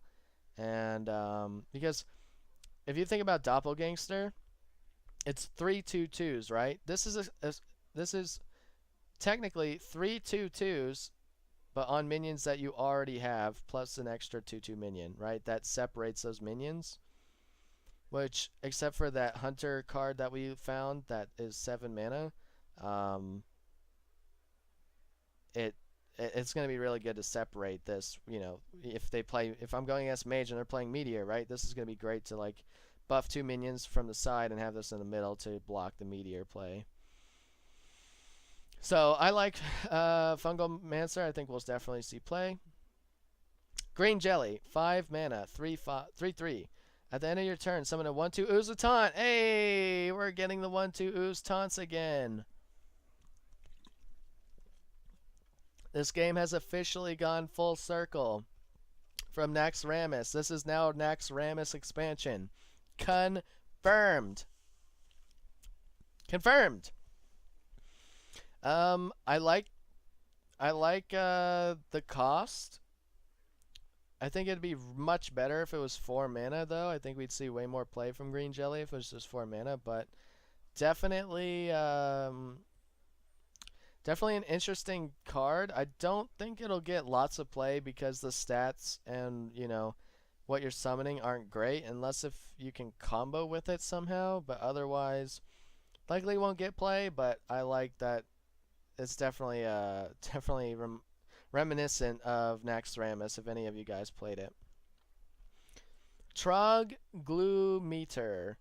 A 5 mana 1/5 taunt poisonous. Okay, so that's where that crab comes into play, right? There it is. The Scorpio-matic. Destroy a minion with 1 or less attack. Somebody tries to play Troggloometer. Boom. Dead. I think this is a pretty decent card, depending on like what your opponent tries for removal, but a 1/5 taunt poisonous, it's hard to get through 1/5. It's hard to get through a 1/5 as it is with Spreading Plague, so I imagine this can be really good to try to stick. Is it going to be worth the 5-drop slot? Maybe not, but we might see some like decent play, maybe slap Divine Shields on it or something, it could be decent. Definitely a slot that it fills, right? Having a 5 mana poisonous taunt definitely fills that slot for poisonous minions, but it might be okay. Also, hey, noticed and appreciated. How are you doing? Next, the 5-drop 5/5. Destroy your opponent's weapon. There it is. Holy guacamole. An actual ooze, right? Corrosive Sludge. 5 mana 5/5. This is what I was like, does this exist? Because you have acidic swamp ooze and you have toxic swamp ooze or whatever, which takes away 1 durability. But that's it. You have no mid-range card that's able to destroy a weapon. So boom, the big ooze to be able to deal with any weapons that are played. This makes absolute sense. This is exactly what I figured they'd have to do if they're going to make give a weapon to every class. And what's it called? What the There's okay. I'm searching for it here. It was a 5 cost card that made. It was a legendary, and it was a 5/5, and it made all spells for the opponent's turn cost 5 more.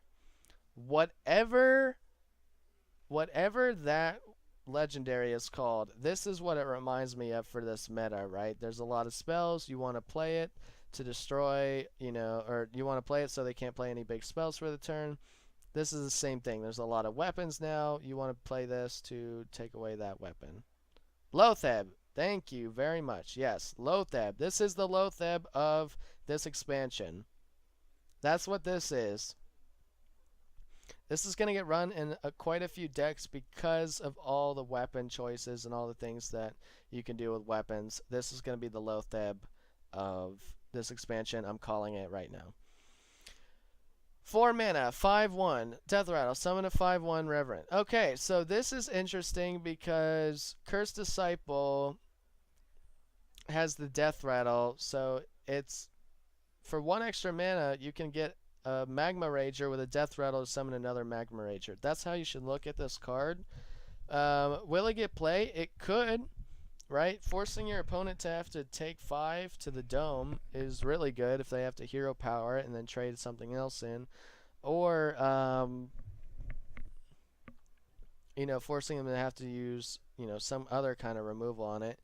Is it that great? Not really. I mean, yeah, the 4 mana for the stats is decent to maybe get some value out of it, but I don't see this being played much, if at all. Alright, here we go. The Hoarding Dragon, 4 mana, 5/6, Death Rattle. Give your opponent 2 coins. Wow. This is definitely... You're paying premium, like a premium fee with Hoarding Dragons, Death Rattle, for the dragon part of this card, right? Yeah, it's a 4 mana 5/6, but 2 coins could be just devastating. Absolutely devastating. But it also reminds me that you could play Priest and play Hoarding Dragon and then silence it. Right? You could do stuff like that and make this really good. Does it replace like Twilight Drake? I'm not sure. We might see play out of it, but giving your opponent 2 coins could just be really risky. Mill deck? Maybe? I don't know. Questionable. Also, what's up, Dealson? Moving on. 4 mana, 4/4. Restore 4 health. Okay, so this is, slightly under average stats, but you get to heal for 4, and it's either to your face or a minion. Will this see play? I would like to say so because of the 4 health that it brings to the table, but I also want to say no because most of the time you're only going to be healing your minion for 2 health or so. If you're like a priest, right, doing value trades, but this could be really good, especially if you're trying to get value trades and keep your minion full health. It's just that for 4 mana, the stats, you would need something removal-wise in your hand to want this to keep your minions alive. And tempo it out, basically. You could also do something cheeky where you make your healing effects do damage with Priest and make this do 4 damage to something, which would be pretty good. But other than that, it's like, I don't know. This might be a little. I'm either undermining it or I'm describing it perfectly. Alright, next we have Sneaky Devil. 4 mana, 2/2. Your other minions have +1 attack. It's a demon, stealth. Okay, so instead of 1 mana to buff 1 minion for 1 HP randomly per turn, you now get the Direwolf Alpha. Or no. The what is that 1/1 wolf called in Hunter? The wolf that gives +1 attack to all your beast minions. This is the same idea except it's stealth, so it could see some play if there's not like a lot of AoE removal, but I venture to say it's going to be a lot of control stuff, so we probably won't see this played much often. Timberwolf, yes, thank you, Nixie.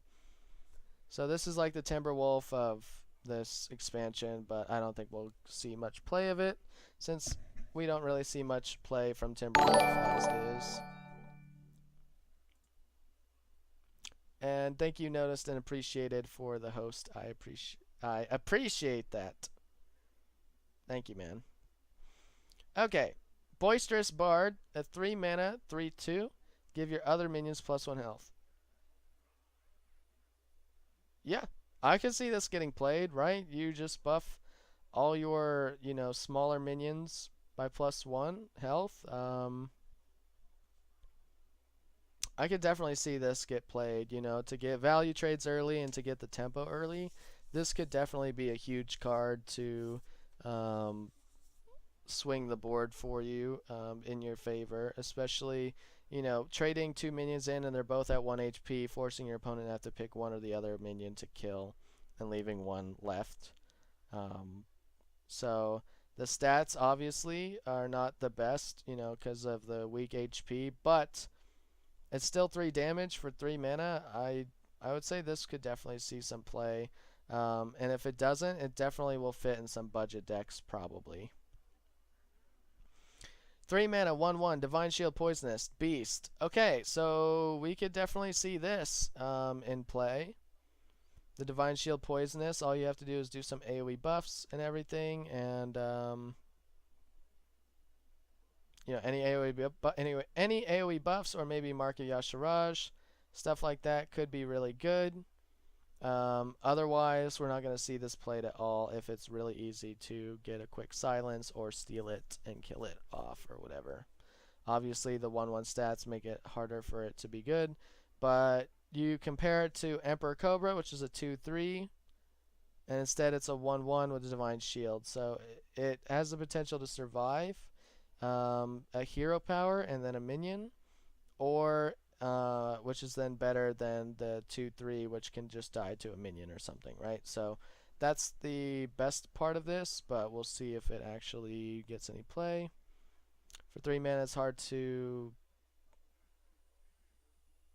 justify playing this because you also have Patient Assassin, which is a rogue card, which is a 1/1 stealth card for 2 mana, which kind of does the same trick. And sorry, noticed, but there is no Sudoku, so ripperoni. Everybody has to see your gamble that you failed. Debated. Next, we have a 3 mana 1/1 Battlecry. Summon a 2/3 giant rat. So it depends on what this giant rat actually is. Is it a beast or not? If it's a giant rat that's a beast, we might see play because you're talking about 3/4 worth of stats for 3, which is really good. But you're also talking about this being the same thing as I'm drawing blanks because it's late, but the 2/3 minion that summons a 1/1 boar.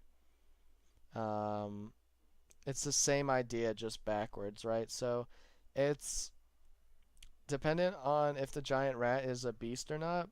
If it is, we could see play. If it's just a regular rat, that's like, no type. You know, this says beast, but this has no type. If it has no type, then this is not getting played. If it does have a type, it might see some play. Cobalt Apprentice, 3 mana, 2/1.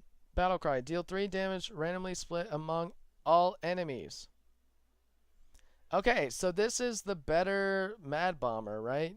Mad Bomber, you get a 3/2 and it does 3 randomly split amongst the board, but for -1/-1 stats, you can do 3 random damage to all enemies, which is pretty good because if your opponent has nothing on the board, you do 3 damage to the face for 3 mana, which is not that great, right? Because Frostbolt kind of does the same thing, or Arcane Missiles does the same thing, but you're also getting the 2/1. So I think it's a balanced card. We might see some play, you know, depending on how much damage you really need early, or for any kind of hard removal, like trying to activate Execute by playing Cobalt.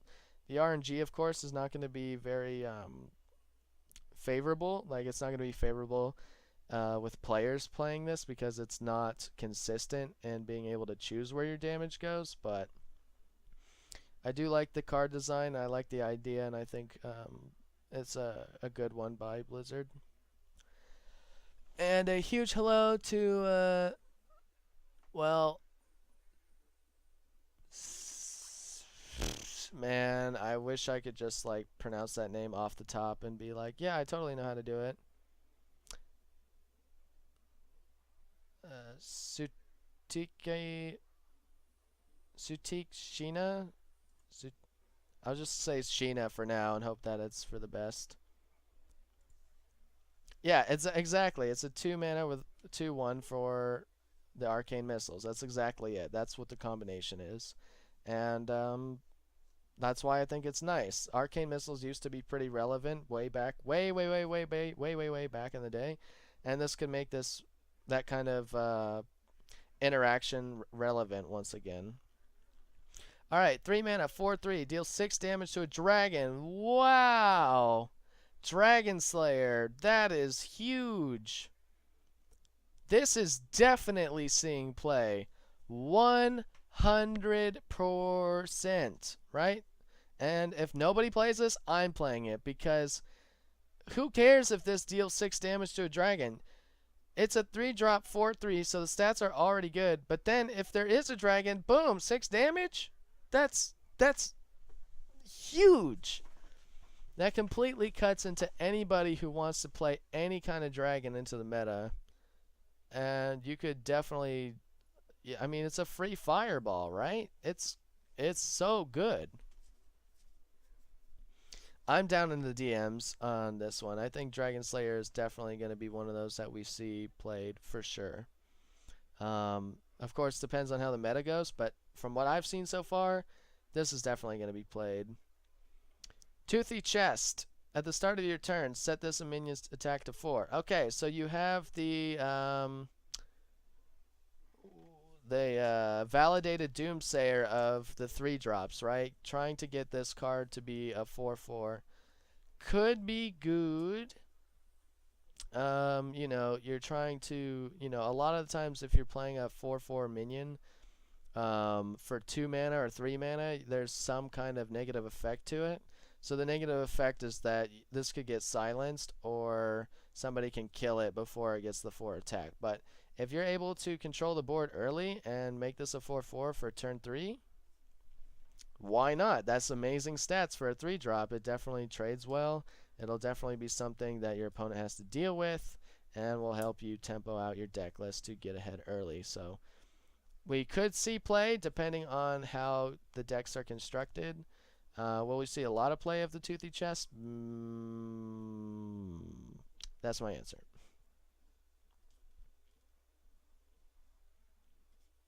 Why not Dragon Slayer instead of the chest? Only 1 health less and it won't get killed before.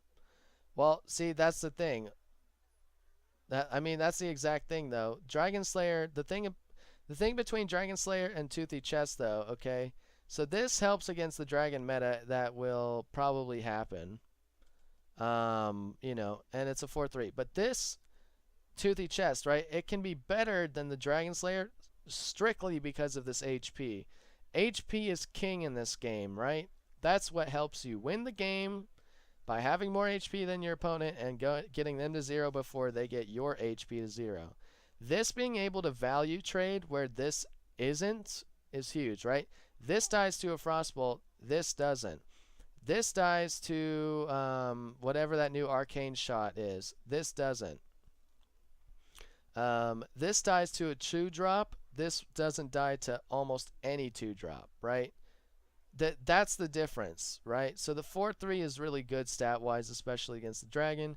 This is better stat-wise for board control. I mean, this gives you board control if they're playing dragons, but this gives you big board control if they're playing, or if you're able to protect it for the turn, it's not going to be 4 attack. Plus, you know, Eldor Peacekeeper doesn't have an effect on this. You know, it just goes back to 4 every turn, so that's something good. Toothy good in Arena? That's very possible, Nixie. This could definitely be an Arena card, depending on what your early game is, for sure.